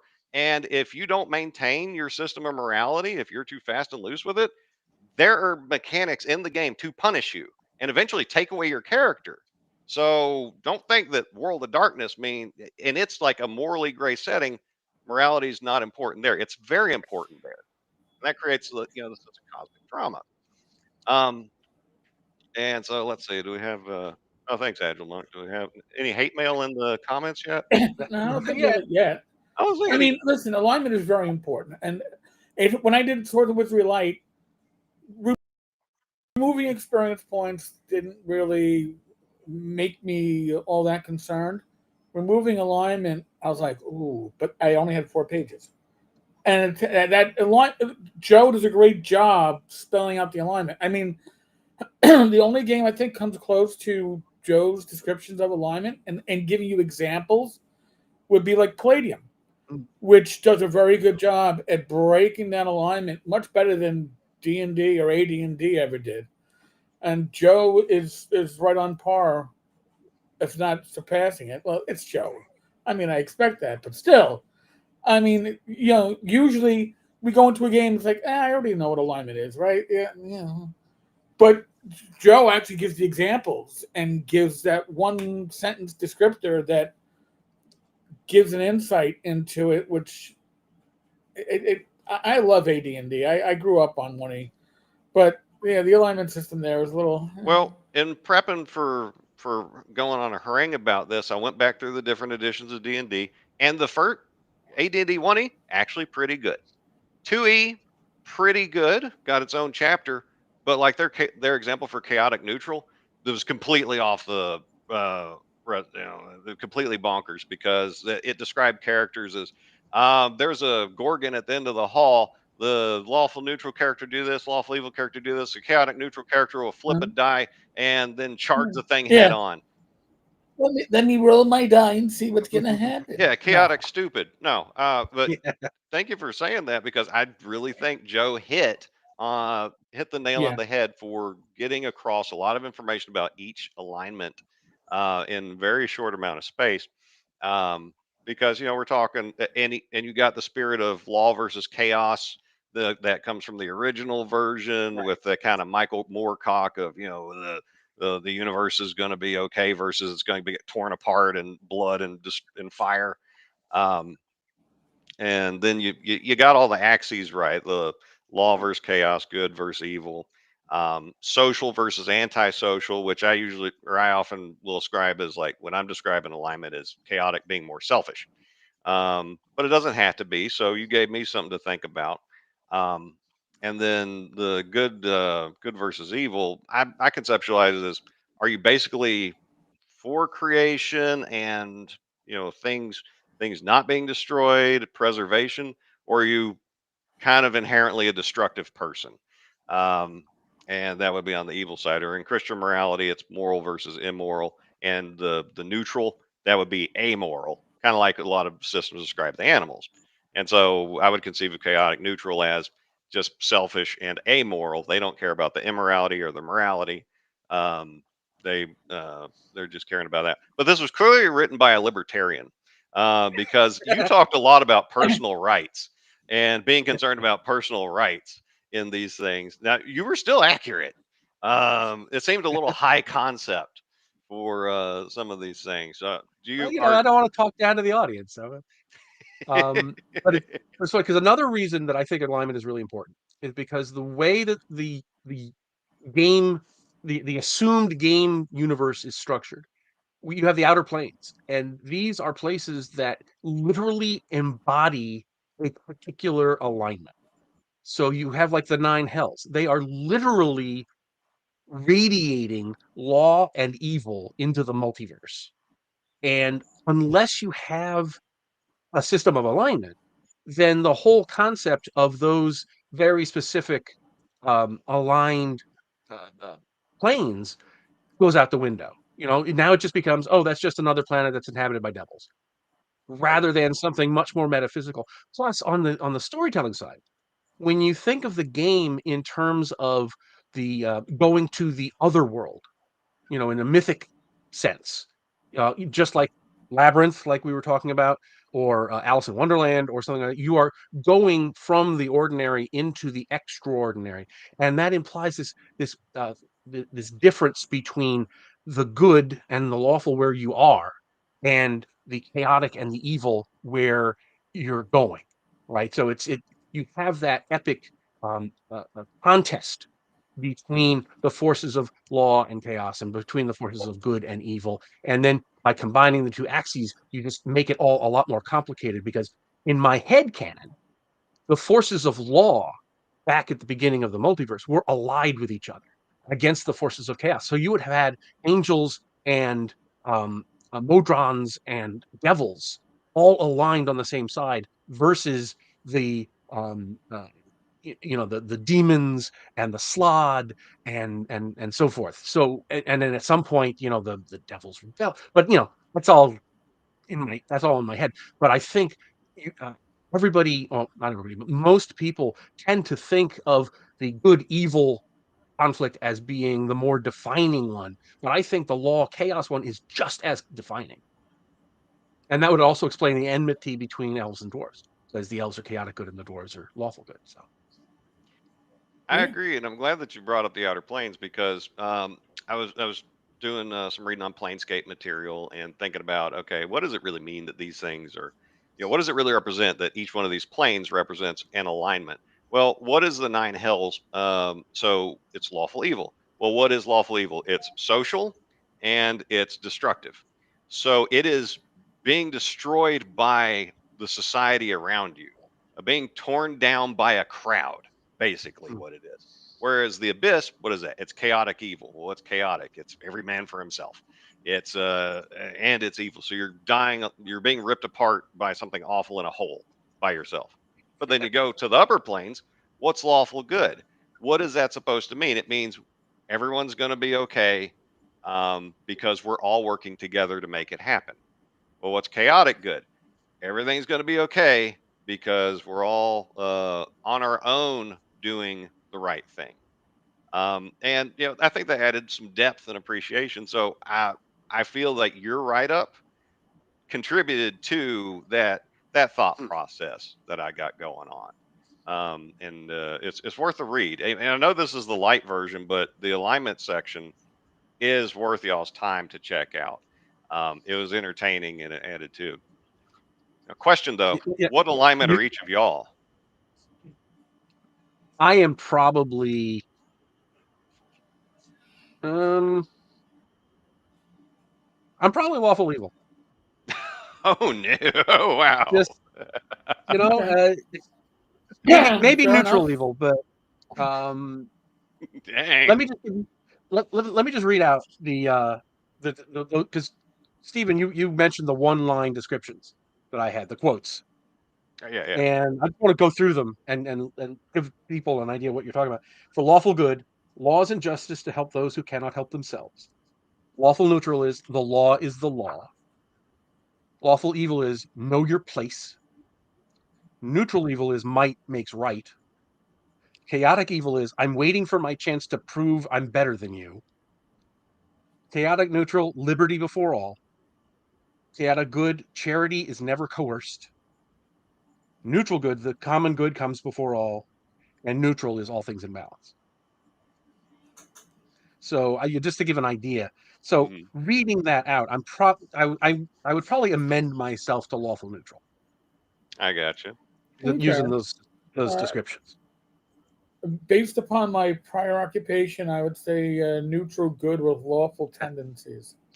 I think I'd agree with that because I want the good to triumph, and I don't care how it happens. Did it happen within the law? Great. Did you have to go around the law to make it happen? So long as it happened, Right. that's what I wanted to see.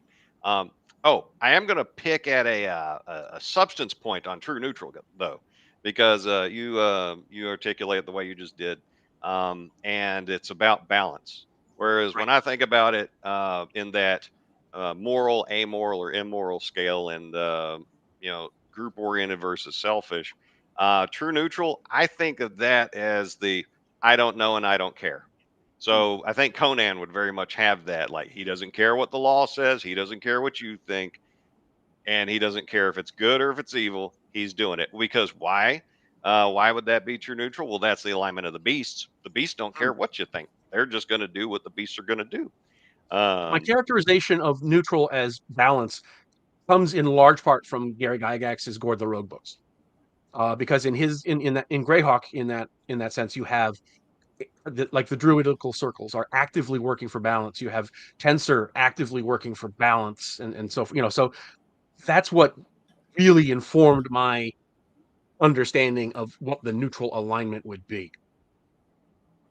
I hear you. I hear you. We got some. We Let got me just some. there's Go ahead. I saw a couple of questions scooting by here. Taller Halfling asks, did the weapon versus armor type table make it into the light rules? No, it most certainly did not. That was an easy one to get rid of. And somebody else asked, what was the hardest thing to cut out of the new book? That was Peter Flagg. Some of the monsters, because there were some of the monsters that I really like, and like the undead dragons. Undead dragons are probably my favorite thing that I created for the core bestiary for Adventures Dark and Deep. But space, and they're they're kind of a niche, almost gimmicky kind of thing. So I saved myself a bunch of pages by taking them out. But that's probably the one I'm most irked about, was taking out some of the All monsters. right. So, Joe, I got a question for you. So, I'm a consumer. I buy the Lite book, but I want more monsters. I can go out and buy the bestiary, right? The monster Absolutely, book, it's 100% and compatible. it'll all Yep. fit.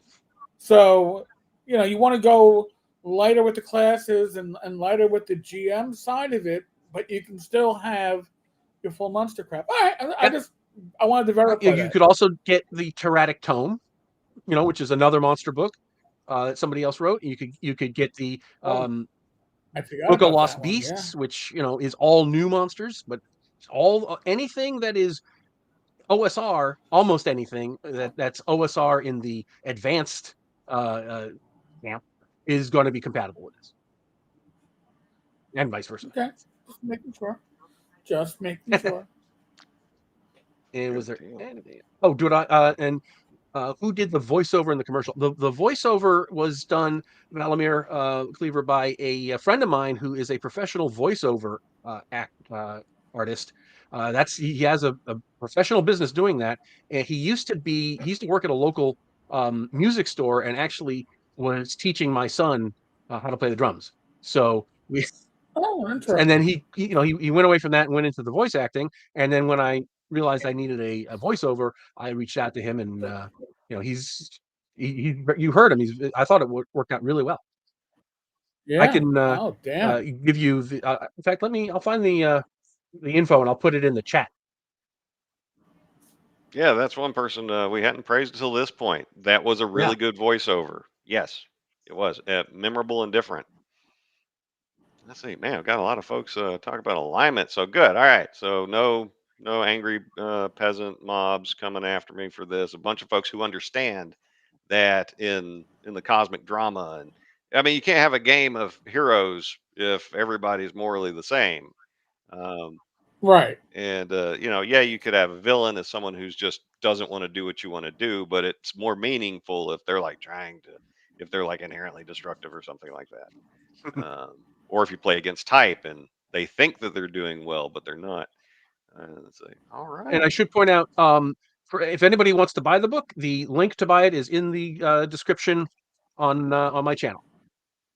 It's also available. You can just find it on Drive Through RPG as well, Good or go deal. to Very cool. adventuresdarkanddeep.com, and you'll find it there too.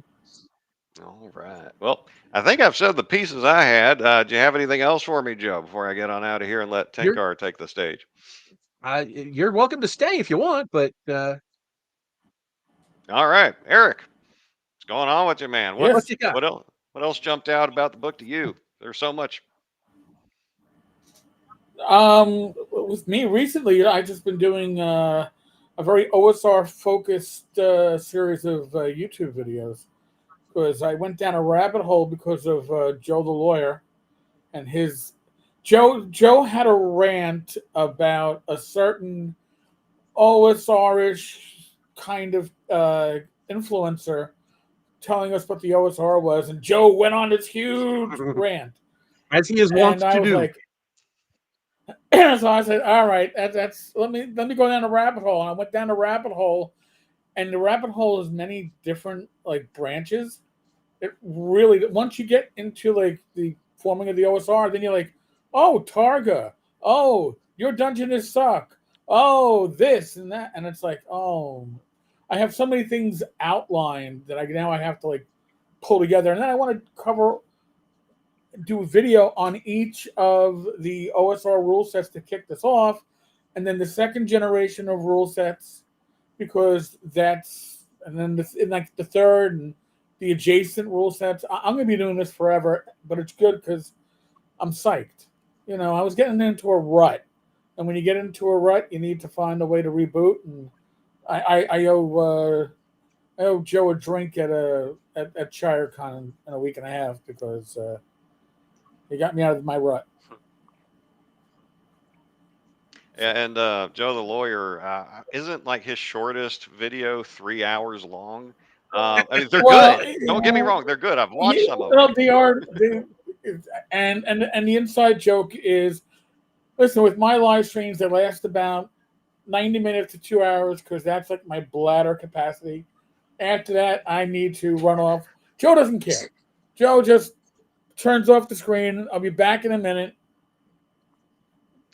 Sit around, so God In a bless few him. minutes, he's I back. can't do it. See, he delivers. He's He lives yeah, up to what he's saying. Yeah. He lived up to it. I don't have the ability or the patience to do 2 hours. Once it hits 2 hours, even if I don't, I just like, I got a life beyond doing live streams. And that's my own live streams. So it's like, oh, yeah, I can't do it. But God bless Joe. When he gets onto a rant, his rants are second to none. Oh my God. Hope you have a way to wind him up, Joe. Careful, Joe. I don't want you to demonetize me here. Oh, you got to just be ready for that. Well, good thing about Joe the lawyer, though, is that he knows what he's talking about. So he's not just some gas bag sounding off. He's saying some good stuff. No, and but again, he is a lawyer. So when we were playing AD&D 2E by the book, campaign lasted for 2 years. By the book started out with 10 pages of house rules. By the time we ended, we were at 24 pages of house rules, and the font would just get smaller. But it was by the book. I always bust them on that one. But we had a great time. I was going to say to the Grognard here, what happened to gnomes? Not that I'm a huge fan of gnomes, but I played a gnome for 2 years. I like gnomes. And, but I had to just strip it out to the bare bones. Yeah, I cut them out with Swords and Wizardry Lite too. It's like, I got rid of half orcs. Just wanted to keep it simple. And somebody here had a question. Why is Adino the Esnite? Oh, that's a name. Is why a system? I've already got a system with AD&D 2E. Do you find it easier for new players to get into new systems instead of older? I think that's a big part of it, because if you're looking at like the newer gamers, the ones who, aren't gray-haired like Eric and me, right, then I think they will look at something like the actual 2E book. They'll look at it askance. It's like, oh, how good can that be? It's been replaced. Whereas when you have a new game, 4 editions ago, my God. Whereas if you have a new game, even though it's mechanically similar, there are differences in presentation, and there's going to be differences in the details. So for example, Adventures Dark and Deep, it didn't make it into the Lite rules, but it's got a skill system. And something like that serves to differentiate it from AD&D First Edition or Second Edition. So I think it's a combination of, if you're trying to attract new players and not just appeal to old timers who are looking for a restatement of the older game, then I think having a real new game actually does matter. Plus, there are certain, like Eric said, what other people would consider house rules, I built into my system. So. Well, yeah, but it's not only that. It's presentation. All right, True. Presentation has come huge leaps and bounds. That's part of the reason why the OSR itself took off, was the presentation. And yes, initially they kind of ate, like Labyrinth Lord was like, repeating the BX presentation, but OSC does not repeat it, and it's a great, easy way to reference the BX rules. OSC is an interesting case, because I almost think that it's more style over substance. in terms of Oh, yeah, the certainly. page design and everything. But it's easy to Sure. reference. And I think Joe's books. Listen, when I came back to gaming, I was out for about a decade. When I came back, I wanted to run Winnie, but Osric had come out. And I was able to get a print copy on print on demand, and realized at the table, Osric was easier to reference than me going back and forth between three books for the few rules that I still needed to look up. Osric was very usable, whereas AD&D, you're trying to find different stuff in AD&D, like Initiative. It's across two books. And Gary hid little pieces here and there, which is great for gaming scholars and people like maybe me back in the day. Where prided myself on, being able to answer all those questions in the AD&D trivia game. But the reality is, modern interpretations of the older rules present them in a much more presentable manner, much more consumable manner, much easier to grasp. I don't need to have my Gygaxian thesaurus out and what's this word that I never heard before. So I think that's why, and the fact that it's in print, right? If you're coming into this, whether you're a lapsed gamer who gave up all your gaming books, or you're a new gamer, do you want to go on eBay and find somebody's used copy that's Joe's book dated in like 1998 and little doodles in it and finger smudges from cheese doodles? And the monsters are Or do you colored want to, in with colored prints. yeah, or do you want to go, hey, I can go down to drive-through and get a brand new print on demand Adventures Dark and Deep Light and everything's in one book? I know which I would do if I was coming back to gaming. That's part of it. I think that new book smell, it means something to people that aren't collectors, and I think most gamers are not collectors. Well, I'm glad They aren't Adino necessarily asked this us. question, and since we got the two of y'all here, y'all have good perspectives on the role-playing game hobby, how it operates, and I've got a question to piggyback off of that, and hope y'all can give me some perspective. It seems like there's 101 reshufflings of the D&D white box.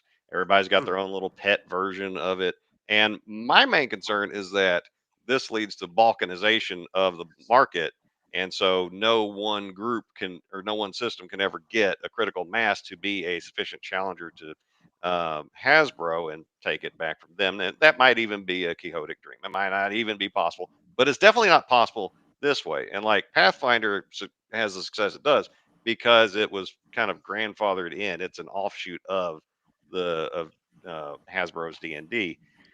uh, what would you say to that take? Am I wrong? Am I right? Is it a mix of the two?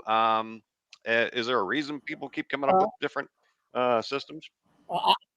I I personally think when it comes to the OSRs that the OSR's strength is the diversity. And it's a weird word to use with it, but it's the diversity of it because, in a way, Joe was going to say, it's a bit like everybody's house rules, but I look at Dragon Slayer from Greg Gillespie, and I'm like, well, man, there's some rules here I would steal from my buy the book AD&D game because they're awesome. So that's Greg's house rules, right? Is Dragon Slayer ever going to be the number one OSR rule set? Probably not. But at the same time, I think that the only reason why Pathfinder came in and was successful was because WotC said, you know what, we're going to go our own path. The path we already dug, we think we can do better than that. We're going to start 4E because we gave up everything with the OGL. We need to go a different path. And they didn't realize they were fighting themselves. So the reason why Pathfinder was successful is because they were fighting with their own game that was established and people loved. And the reason why Pathfinder 2 wasn't as well received as they wanted to is because people loved what they loved. It's the reason why people didn't move on to 4E. It's the right reason why people were reluctant. They weren't reluctant to move from 4E to 5E because 5E was a better game, but 5E had Grognard's influential in its development. And 2014 is a lot different than 2024. There's a cultural shift in the game. So at some point, 2014 is going to be OSR-ish or old school gaming. But I don't think that you're ever going to dethrone WotC and D&D because you're not going to dethrone Kleenex. You're not going to dethrone Xerox. These are all things that have become synonymous with gaming. So even if WotC licenses out D&D to a third party like Games Workshop does with their tabletop RPGs, nobody's going to come in and steal their thunder, but you'll have people that can put up tent pegs, or they can put up their tents, they can put up their banners and grow communities within, but you're never going to, it's just not the design of the OSR. Actually, and I would I would actually go with what I think it was Minidrek said. It's I think the diversity is almost an illusion because the systems are pretty much all the same and they're pretty Oh yeah. they're intercompatible. So I think, because you can use, and Joe is trying to get in here and I don't know how to let him in. Uh, give me a sec, Joe. I don't know why I can't let you in. I wonder if there's too many people, in which That, case, that could be. No, okay. I've done it with 9. I've done the Brady Bunch tic-tac-toe string on Restream. Yeah, but yeah, but I think I think I think it is okay to say there is just an OSR game out there, and there's different expressions of it, and different, different ways of phrasing things, and some have different rules and everything. But on the whole, I think it's all the same system. They're all intercompatible. Yeah, one starts at AC 9, one starts at AC 10. But they scale Oh yeah. similarly, and that's really the Oh, important. definitely. Joe, if you tried to link your channel after the live stream or you went live, you may have to unlink your channels to get in. I Restream sometimes has an issue with, like, I came in around like 1:30 and made sure I had my channels linked, so that may be Yeah, what's going I on got here. you. Well, I'll do a little more gassing of Joe here before I get on out, and then maybe that's the issue of adding yeah, I who, think it whatever, might be. and so that'll be easy. Well, one thing I don't like about any system is if it's a fire and forget thing and it just becomes more clutter sitting around there. Ah, Joe the lawyer, holy crap! Hey, all Hi, right. Pat. Crap! Now I'm the second best looking guy on the stream. Oh no! Jeez. Oh, I didn't say who the first. But one thing I don't like is fire and forget systems because they just add clutter and it's another unsupported system that's sitting out there. Whereas if you got someone like Joe, who is a proven leader in the hobby and has the energy to evangelize and to push it, bless you, all the success in the world to you, especially with your push to get a hold of the new incoming like 5E or 5.5E players and show them what Greyhawk really is and get ahead of that to provide leadership and to show them, a different way of playing the game and maybe even get them to what I think is a better rule system. All the blessings in the world on that. Hope that you're very successful in that regard.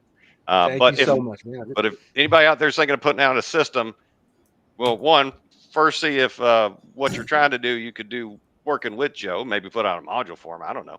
And two, do it if you mean it. If you're just gonna add one more white box clone, forget about it. But what Joe provided, I think, is novel in that it incorporates what Gary would have done in the future, possibly. So that alone sets you apart. And get in there, fight for it, win people over. And so, all right, y'all, I'm gonna get on out of here, but I see Great that having you're you. in capable hands. All right, take care. Thanks, man. you're good. All right.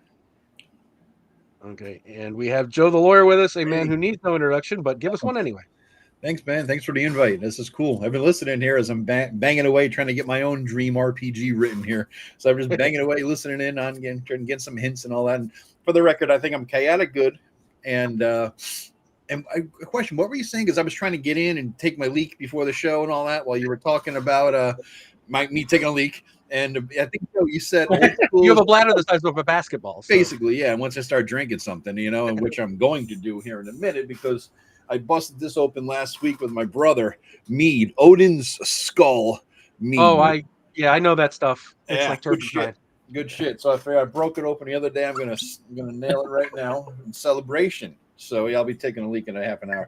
But what were you saying, Joe, about style over substance for OSC? What was that?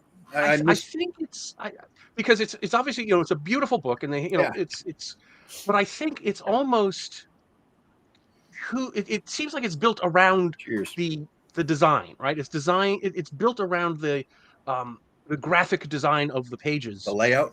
Yeah, the layout and stuff. Yeah. That seems to be more of the point than the rules themselves. It's essentially and I'm not trying to knock it. No, yeah, I get it. Labyrinth Lord. I mean, you look at it's like Labyrinth Lord, right? It's a better layout than Labyrinth Lord, right? I mean, essentially, it's what it is. Wherever the hell that happened to that game, I don't know, but the guy took a hiatus for like 10 years. That'll be a video. Yeah. yeah. I get it. Okay, well, speaking of videos, we are on the hour, so here is the third commercial that will be playing on Paramount Plus as of tomorrow. That's cool, dude. A ghoul leaps out and attacks you. What do? I call upon my gods to vanquish the foul creature.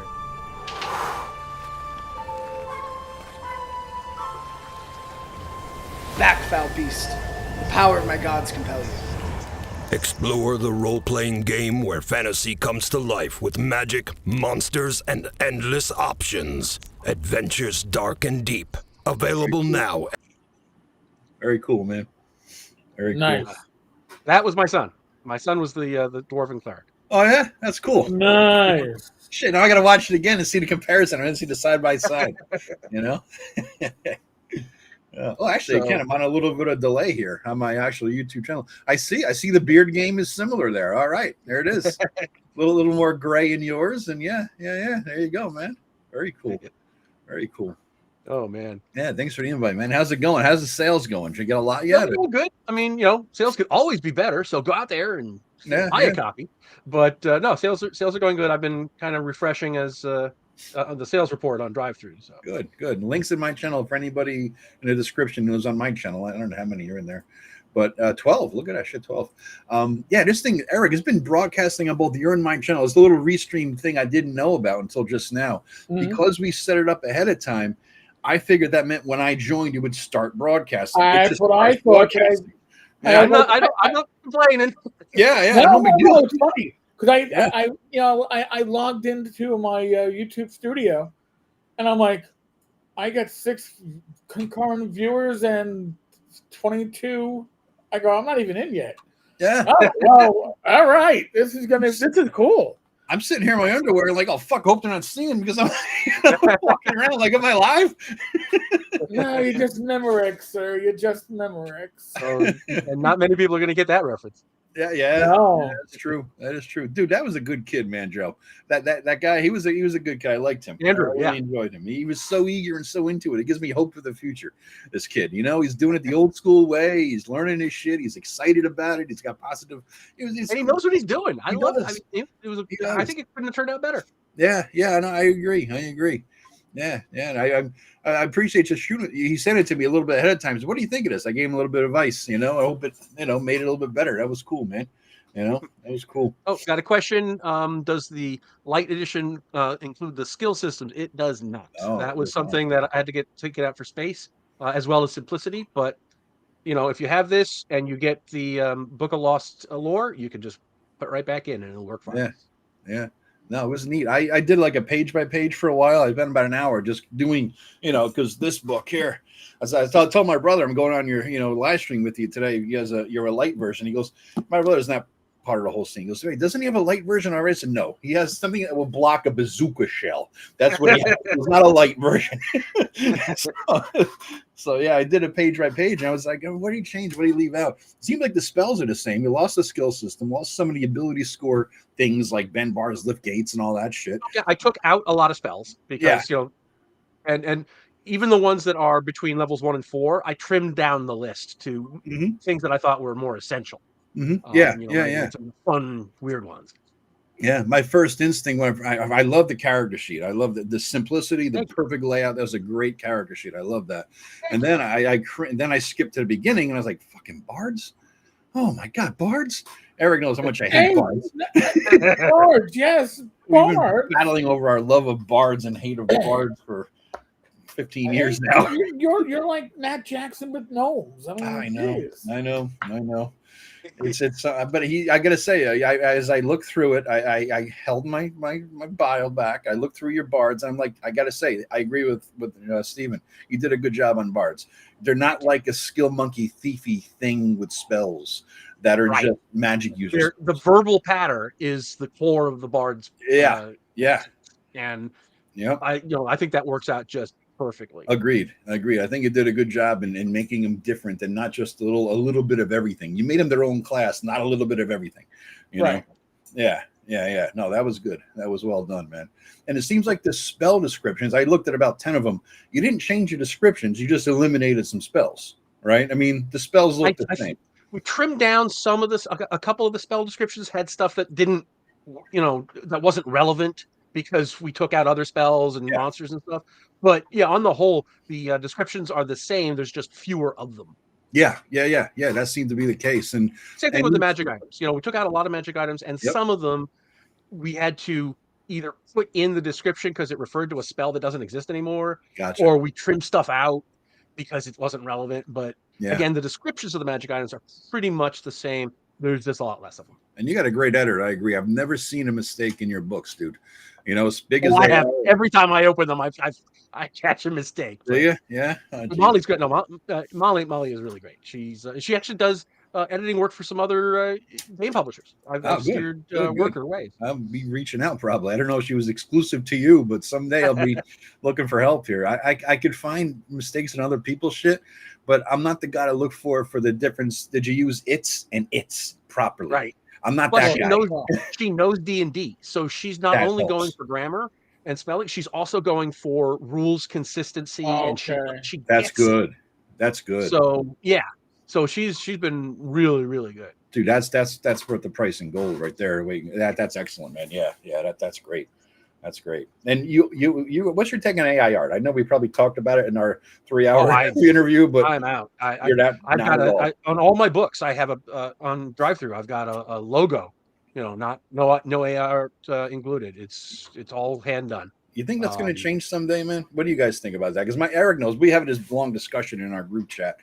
I think that it's inevitable that people eventually get over it and just accept it. But I don't know about the old school community. I think we're a bunch of grognardy people in that front. Like, you lose cred, you lose legitimacy, and then people won't support you, Yeah, I won't. I don't boycott other things for using AI, because, I'd be getting fewer and fewer things. But I'm not going to use it myself because I like to support the artists and I like to support the editors. Right. I mean, and you can get stock art. I mean, you can get. I'm using a lot of stock art, but I'm also using a lot of made to order art. You legitimately do it, and I have spent as much as $1,500 on original artwork for a project that never happened. But that's okay. Still got art on my hard drive that I commissioned, and 10 years later, I still haven't finished the book. Yeah, so continue a Lite. I have the original. I have all rights. I want to pay $1,500 for it, and the OGL fiasco took the wind out of my sails on that one. Yeah, but the thing is, and I will freely admit I'm using AI art for my recent thumbnails. Yeah, because me too. I don't like going in and like stealing somebody else's art. If it's a book cover and I'm dealing with a book, that's great. But that to me is acceptable because I do a video a day, and the turnover rate and the $2 I make. But if I'm going to put my money out and say, hey, pay me, I'm selling a book for $10 and all the art is AI. Yeah. Yeah. There's a line, and will the line shift? Yeah. Listen, the Overton window always shifts, no matter what Always. we're talking about, whether it's politics, religion, acceptability of art, and AI. That window will shift. Yep. But when it shifts for maybe general, and when it shifts in this community, it's going to be a different speed. I think. Agreed. Look at the feedback that Watsy got for using art that was AI assisted. Yeah. All right.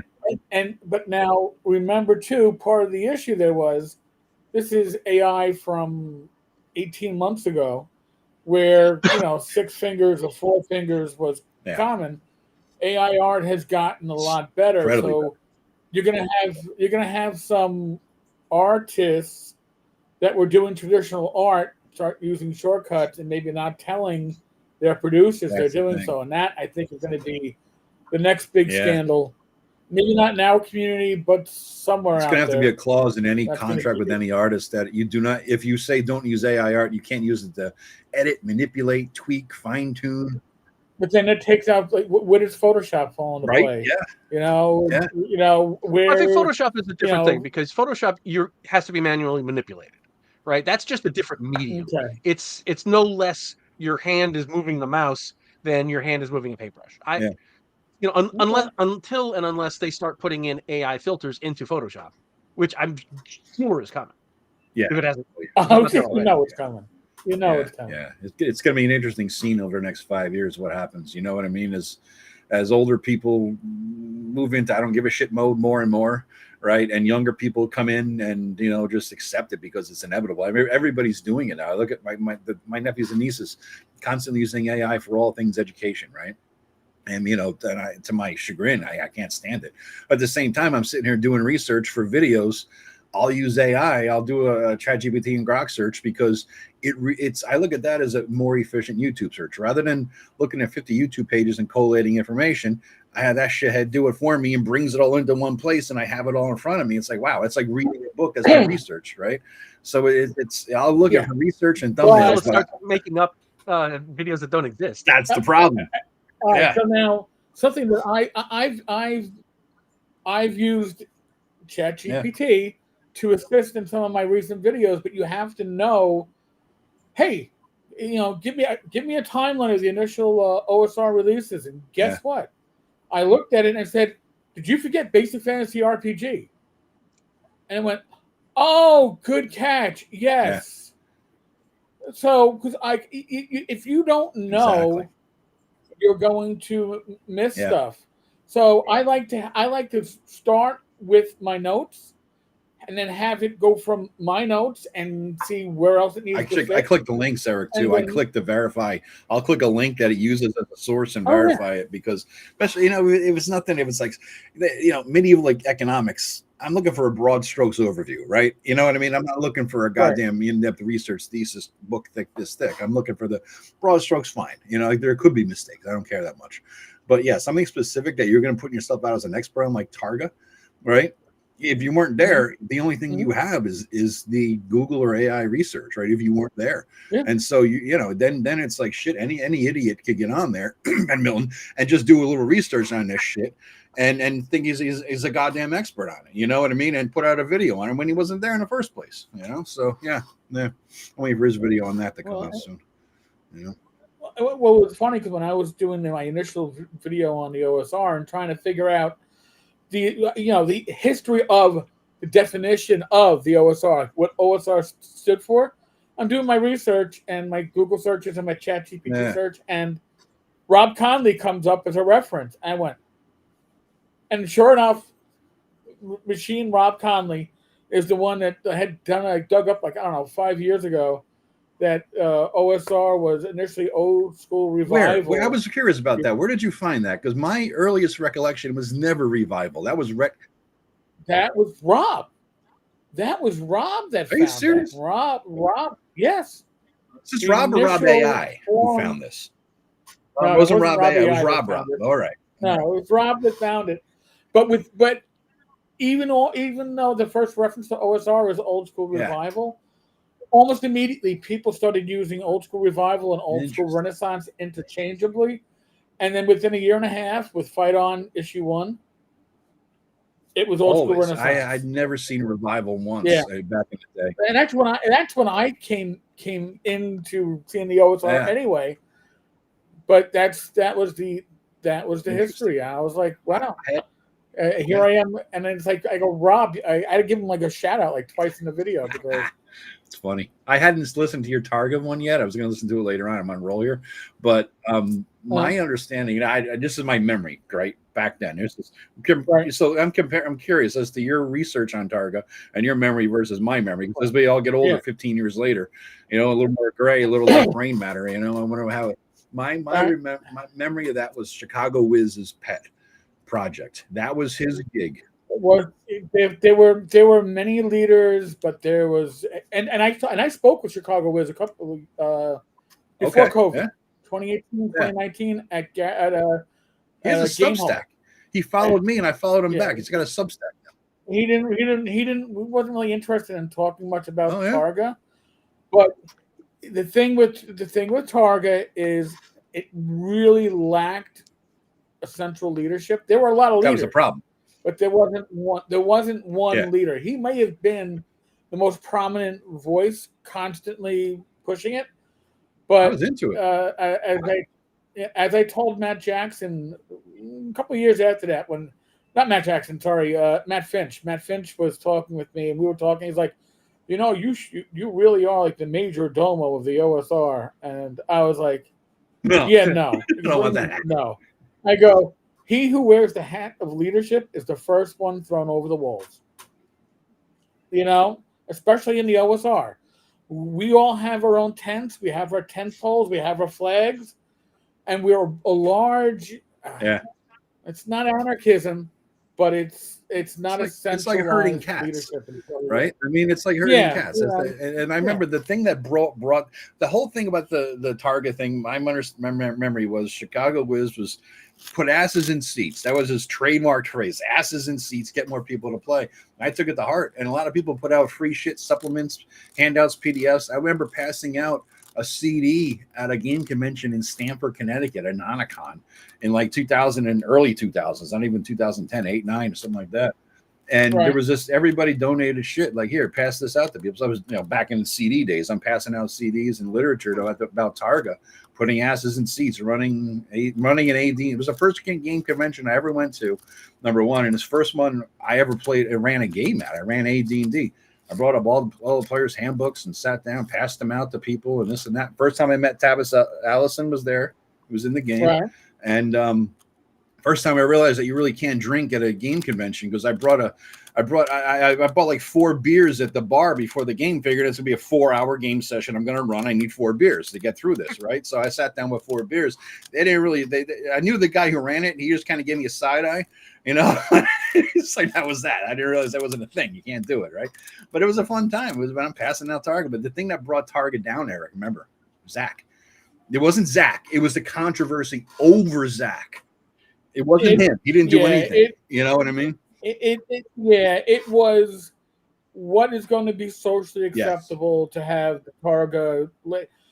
Can we have adult games? And also, it included, by extension, Lamentations of the Flame Princess. I mean, because that's where Zach was mostly publishing through. Yep.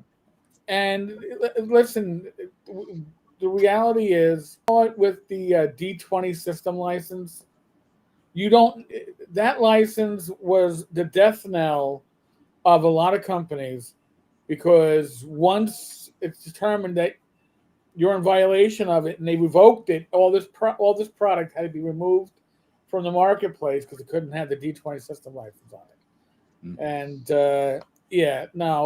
Target is the best thing that never happened. Yeah, that's a good way to say it.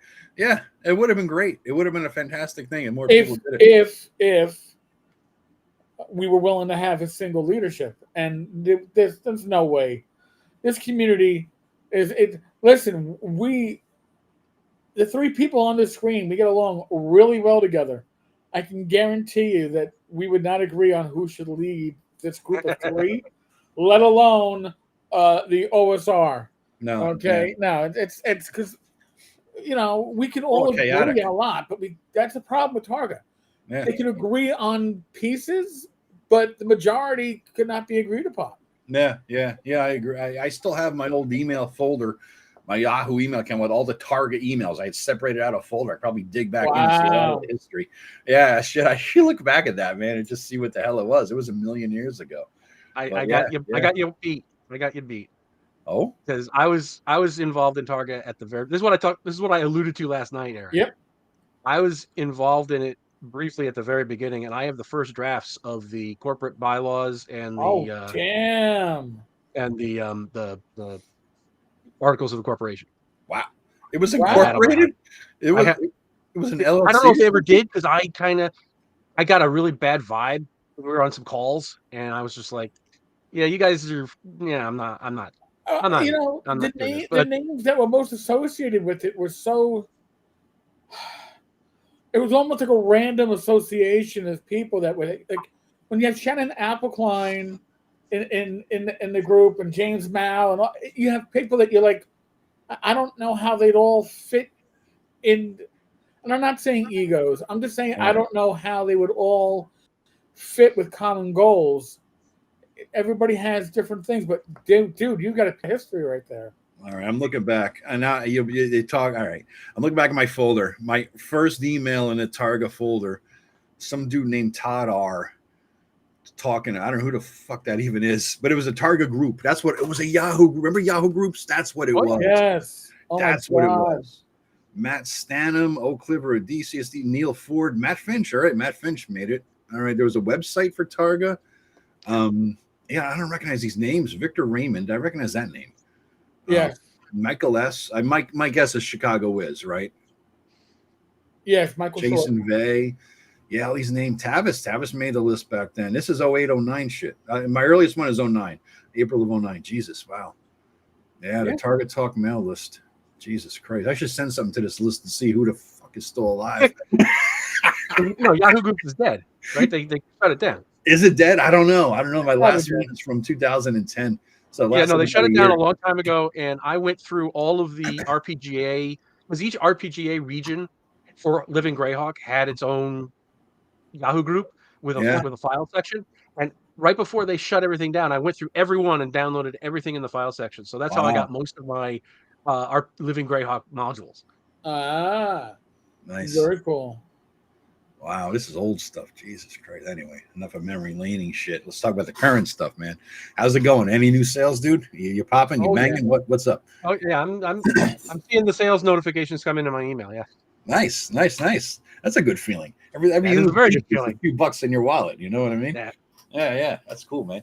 Hey, Joe, are you bringing a lot of stuff to ShireCon? Like a lot of modules? I'm not bringing anything to ShireCon except Ogre Miniatures. I'm just there as a player. I'm not a guest. I'm not a vendor.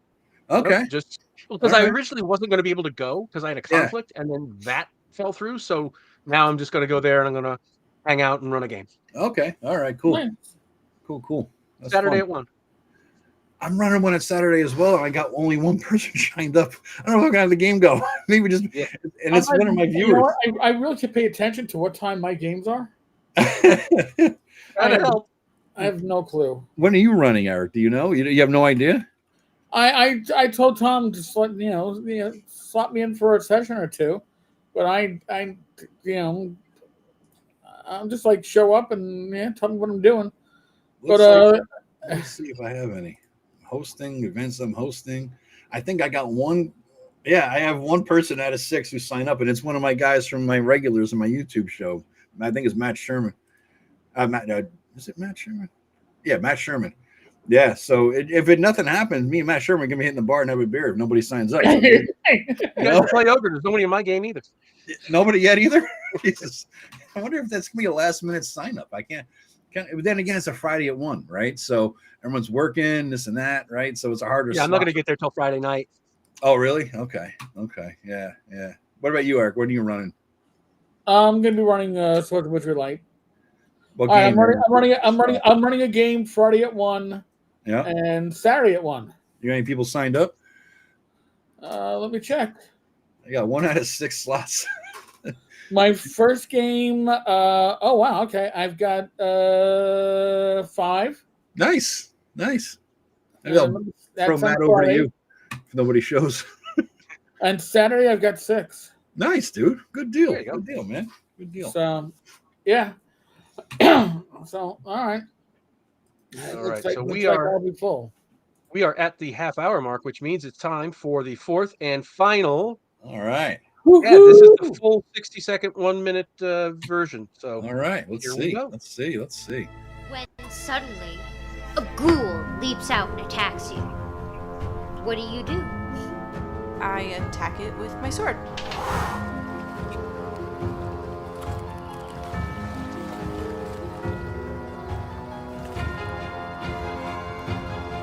Come out, thee creature! I call upon my gods to vanquish the foul creature.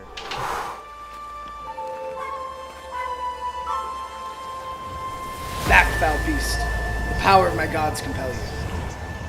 Well, I use my staff of thunder and lightning and blast it.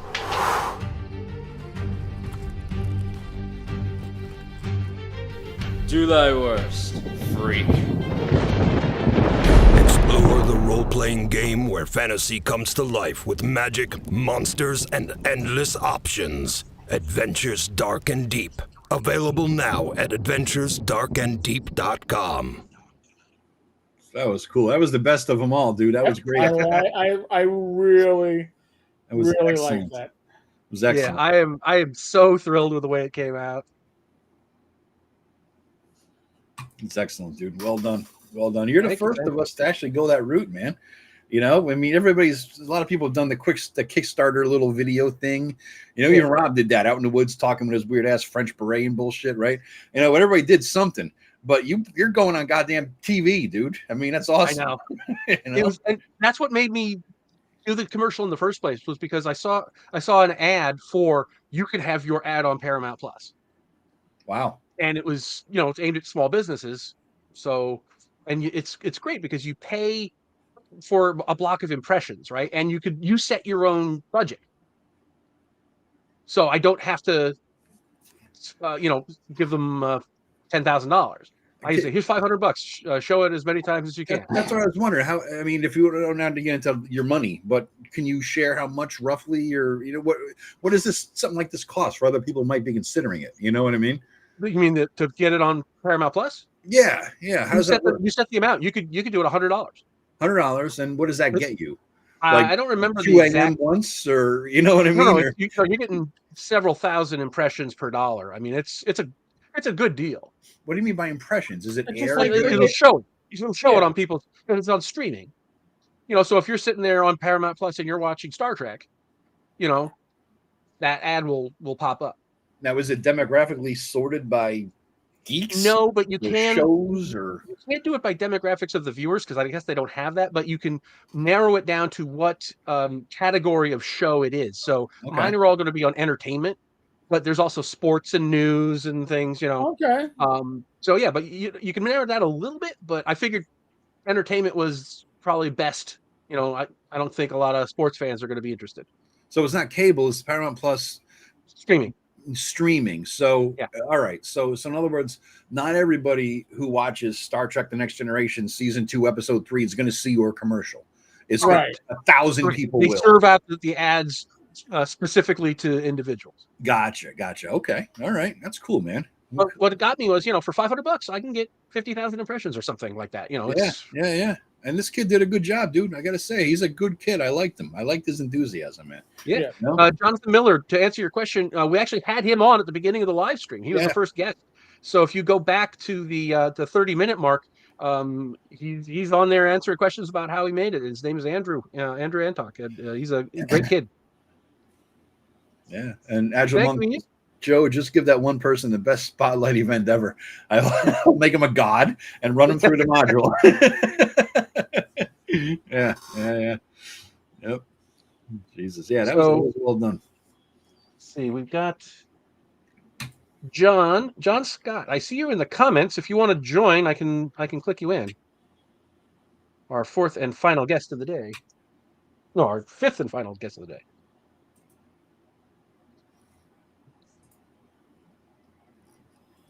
But anyway, so we can continue until he leaps on. Okay, cool. But man, so Joe, you had a chance to look through. Is anything else stand out about the light that you wanted to mention? I was surprised how because I was like, I know you do like for strength, for example, you do the many things that strength can modify. I was surprised you took some of them out. You know what I mean? Like the Ben Bars of Gates, but I understood. I understood because there's a lot of explanation, a lot of things that go into that. That And was it's hardly ever used when you could just do a simple strength roll. Yeah. Right. What I was wondering though, Joe, is why didn't you, I think I texted you about this a little bit, as an opportunity to not just bring people into your game, but into the OSR side of the hobby. I was wondering, like, put it this way.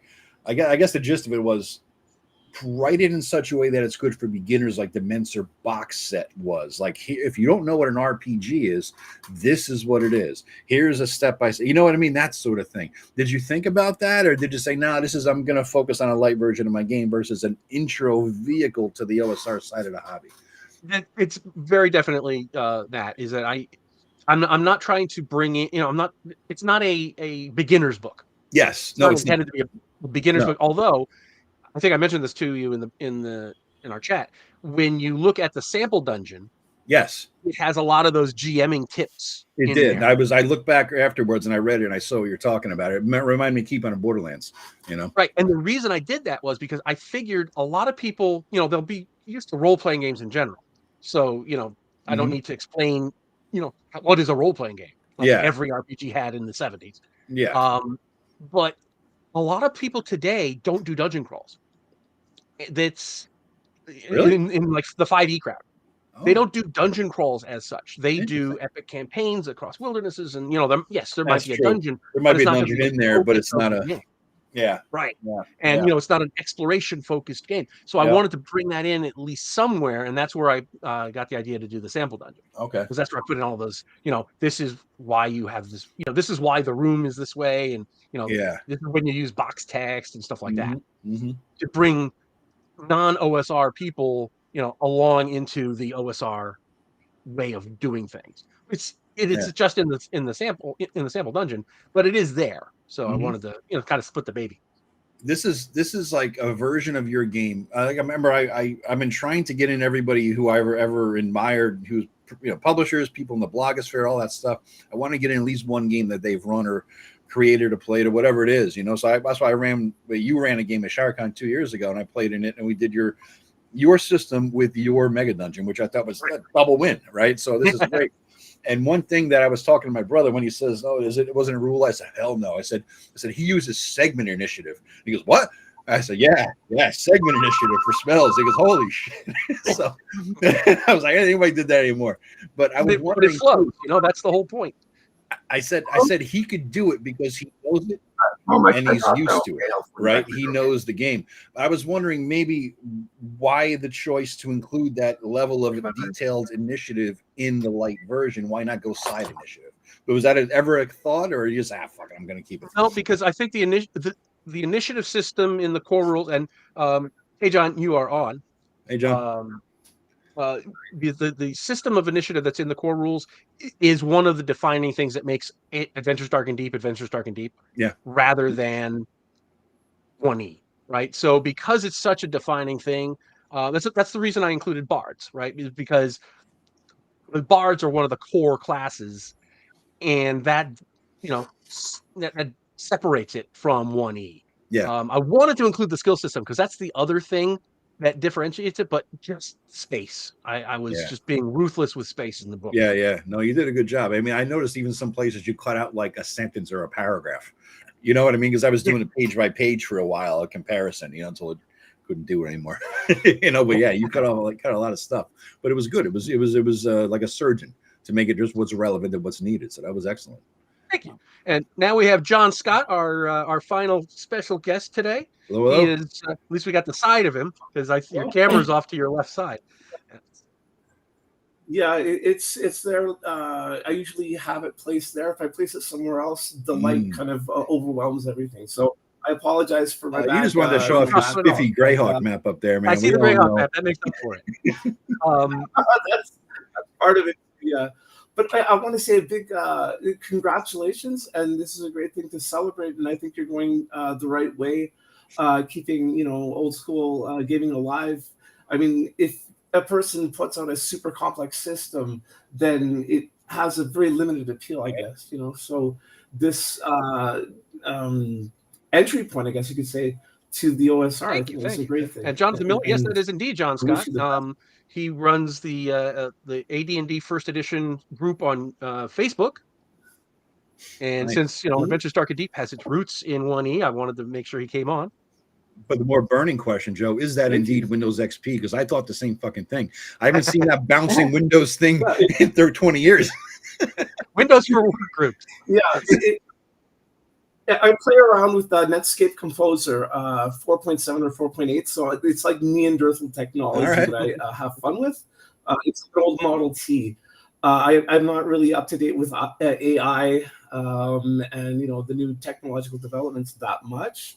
I mean, I can run a Facebook group fairly well, but that's about it. You don't want to Peter Principle yourself out of the whole scene, dude. Stick with what you're good at. Yeah. Well, I have fun with it, It's like driving an old Model T or a cool car from the 1960s.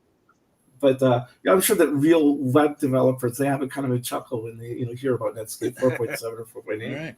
So, John, have you had a chance to look over the PDF? Because I gave you the. Oh, there goes Joe. First break. Not yet. Actually. Oh, let's see it, Joe. I bought myself a PDF of it. So I'm parked at the table of contents, and I totally look forward to reading through it and maybe even running some games with it too. Because all my gaming is done online, and in theory, when you're playing online, you want to have simplicity because there's enough confusion with people talking over each other if you're doing audio and that kind of thing. So. If I do, use that for a campaign, it will almost certainly be T1 to 4, the Temple of Elemental Evil, and I'll see how this should work great with T1, T4. It's it's close enough to AD&D First Edition that you won't really need to convert much. And one of the things we were talking about earlier, I don't know if you were listening in at that point, but we were talking about different OSR games, and I made the point that mechanically, most OSR games are pretty much the same, right? They have the 6 stats, they have mostly the same classes, combat works the same way mostly. And to my mind, what I think is the most key thing is the scalability, right? How the monsters and the combat system scales. So if you have an orc in Labyrinth Lord or C&C or Adventures Dark and Deep or Swords of Wizardry Light, the orc is going to have 1 to 8 hit points, and that means he could be killed by a single sword thrust. As you go into different editions that aren't OSR, different games that aren't OSR, and something like a hill giant in 5e is way different than a hill giant in 1e, and it's that scaling I think that really makes the OSR really helps the cross compatibility of OSR games. Because they're all generally going to feel the same, right? It's going to fight against a hill giant is going to run roughly the same in all those different games. But if you'd run that same fight in 5e or 4e, because the monsters are so, in my mind, overpowered, it's going to run differently. You think 5e monsters are overpowered compared to First Edition? It's interesting because what I found is I get higher in 5e. I had to actually raise the hit points of all the monsters by 15 to 20% and AAC by 1 or 2 in order to make it a good battle. And that's because the player characters are also way overpowered. Yeah, exactly. Yeah. That's the thing. And because in 5e it's famous for it's very difficult to die. and you're starting off with all these even fighters are starting off with all these special abilities and powers and stuff. Magical stuff. Whereas in 1E and most OSR games, you're starting out with nothing. You're a nobody. Yeah. And I think Yeah. it's that thing that really helps, being able to run an Osric module with Adventures Dark and Deep, or you could use Swords and Wizardry to run um, a Flame Princess module, Mm-hmm. and it would still work. Mm-hmm. What I'm found myself doing is I'm doing this 5e hack. I started off doing like a second edition with some 5e principles, and I had most of the classes pretty much all done. And it's a front-loaded class abilities, and they get better over time, essentially, as opposed to 5e where you just, get this at this level and this at that level and this. Right, so I did it like that. But now as I started changed the focus to a 5e and bringing in the second edition abilities into a 5e framework, right? What I found I wanted to do to avoid this high-powered bullshit in 5e was I reduced everybody's hit die, every class, by a D. So fighters are now D8, not D10. Clerics D6, thieves D6, wizards D4, and I capped it at 10th level. And after that, you get 1, 2, or whatever plus con. Therefore, you're not going to be a 20 level dude with 300 fucking hit points towing off against a dragon with 350 hit points. You're going to be a 20 level guy with 89 hit points towing off at 350. You see what I mean? That's a huge difference at the high level game, I think. I think that makes a big difference in 5e, but I don't know. Thank you, Miscellaneous Project. And me myself, I've never read or played 5e, so I'm clueless when it comes to that game. I'm aware that it has brought many people into the hobby of fantasy role playing games, which I think is great. But it's just something I haven't played or read. That's it. So I'm still in the good old 1980s. I think, yeah. The first one I bought was the white box and the little brown books, and I couldn't make heads or tails of it. Yeah, I was 10 years old. It made no sense to me. I was already playing SPI and Avalon Hill War Games, and I couldn't get that at all. Then I got Holmes Basic with the red dragon on the cover, and that's what clicked for me. And we played that for a whole summer, and then I went to 1E, and then we went to 2E dutifully, and then when 3E came out, I went back to 1. Yeah, I mean, during the 3E era, I collected pretty much everything, and I spent thousands and thousands of bucks on it, and I kind of regret it. But there was some nice art. There were interesting changes to the game, but mechanically and spiritually, it started to get farther and farther away from the original idea. I think the 3E books are very solid, but I find that the skill system was too cumbersome, as well as combat too. That's just my taste in game design. Yeah. And remember, and this is an interesting question because Eric, I know you're going. You have a long series of OSR videos on your channel. Right. Is your definition of OSR broad enough to include stuff like chivalry and sorcery, or some of those other non-D&D games that existed in the 70s and the 80s? I might argue that something like that does count. As OSR. Personal, you see that now? Listen, if we go from the definition that we initially had, okay, and this is where it goes. When it was initially the OSR was all about simulacrums and retro clones. Yeah. And they were retro cloning D&D from, at that time, first edition and before. And then we've had some 2E clones. I actually found a post of my own on my blog from 7 years ago where I referred to the OSR as an onion with different layers. And as you get closer to the middle, that's that part of the onion that is all those original clones. And maybe on the outer fringes is where you get things like Shadow Dark and DCC. And maybe the skin is where you get things that are like Tunnels and Trolls and Chivalry and Sorcery. Yeah. But even like Initial RuneQuest was based upon having played D&D and house ruling the crap out of it until it became a totally different game. So if you look at the initial stats, they're the same. Tunnels and Trolls. Ken St. Andre's story was, I played D&D. I couldn't afford the rules, and I couldn't afford to find wacky dice. So I wrote my own game using D6 from his Risk game and Monopoly and Tunnels and Trolls was born. Right. So they all have a similar. None of these games would exist without D&D. So you can say, yeah, that there's a lineage there, but they're. I wouldn't consider them classic OSR. I wouldn't. Shadow Dark I consider to be OSR adjacent. It's certainly influenced by. It certainly has the flavors of. I could tell you the stories of me running DCC RPG with Joe, and watching Joe want to put his fist through a screen on his side, because me. Because of the, I don't even remember that, but I know why. I don't remember it, but I know. I guarantee it's because of the stupid fucking spell failure part, right? Yes. Fuck you, spell failure. I wanted to work. Spell failure. It was the idea that you couldn't have an idea of what your spell was going to do, even if it worked. Yes. I remember it very well. But I can run a DCC adventure on the fly with Swords and Wizardry or Osric. There's enough in common. I can convert it.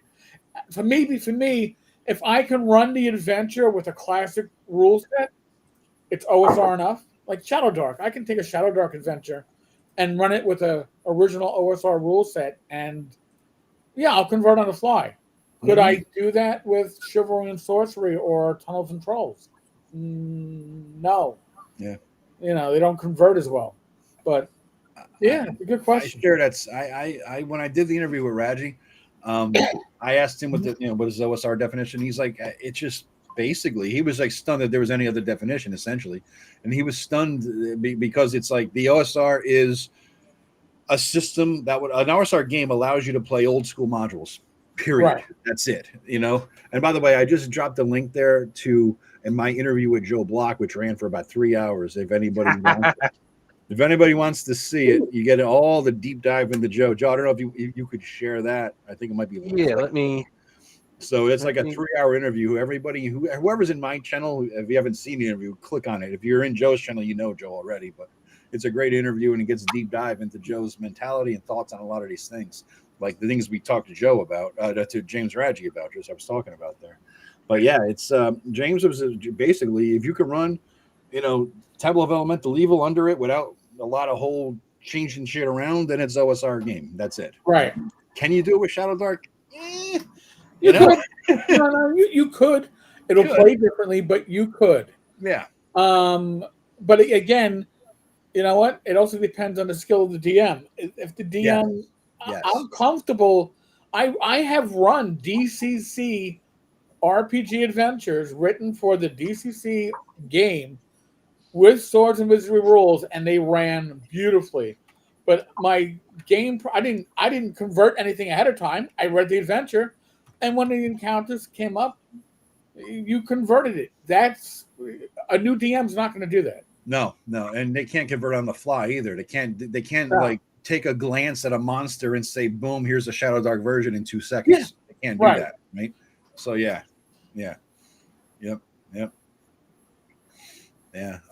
Agile Monk says he's purchased everything Joe has produced in hard copy. I'm also a veteran.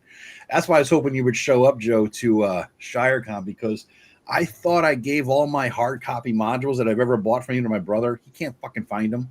So if you want, catch me offline and I can bring, if you have specific stuff you want, just ask. I can bring it with me. Everything, because I'm pissed off because I can't find any of it. I don't know where the hell it is. I thought I gave them because he was going to run a Greyhawk based campaign. I'm like, here, take all these, and he can't find them. I thought I gave them to him. Just the adventures? Yeah, all the adventures. That's what I'm looking for. So yeah, if you got copies of whatever you got, bring them down and I'll buy them. I'll bring cash. And Eric, I owe you because you beat my ass to 5,000 subs. So you and Rach have dinner on me plus $100 to your favorite charity. So. Yeah. Well, that'll be St. Jude's, and you don't run 5e anymore. I was about to say I got a bunch of 5e stuff. I'm going to be donating to ShireCon. Not that I purchased it. I got it from Frog God when I was. All right. Yeah.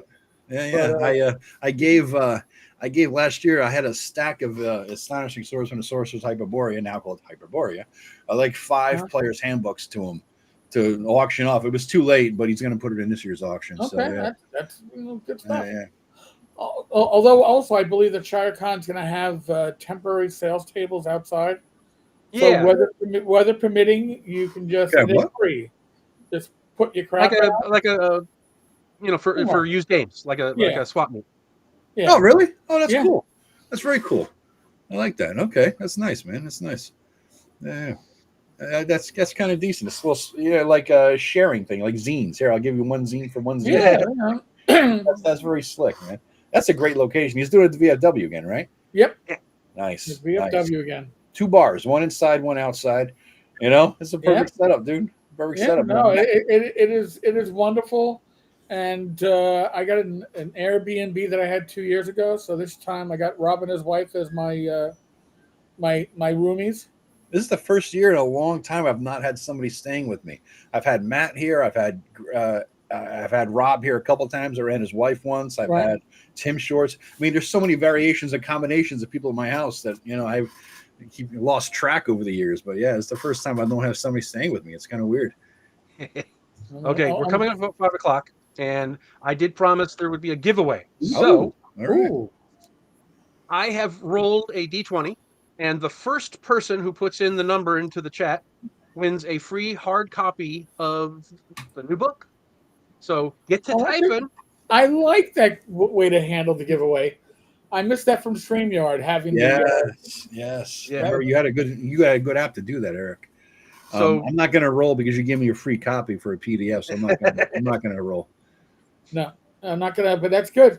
Make your guesses, folks. Take your guess, Peeps. Take your guess. Throw a number in from 1 to 20. If it matches Joe's, you win. We got 17. We got 16. We got 16. Everybody wants a 16. No. I know. Keep going. Titus making his appearance. This is the first time with this interface, so I don't know how to. You got to go to a channel. Open up another window. Yeah, you can't do it in this like StreamYard's used to. All right, okay. So I'll go with 7. You already have a copy. Just a PDF right give now. me a print, man. I'll donate it to all someone these else. people giving me wrong numbers. Jesus. There's only so many. If it was Tim, I would guess 1 because I know it's going to be a 1. Tim Shorts, but Joe could be anything. All right, nobody got it, huh? No, we're still dancing around it. Holy shit! This is a cool way to do it. I like this. I agree, Eric. It's a cool way to do it. Gets a lot of comments.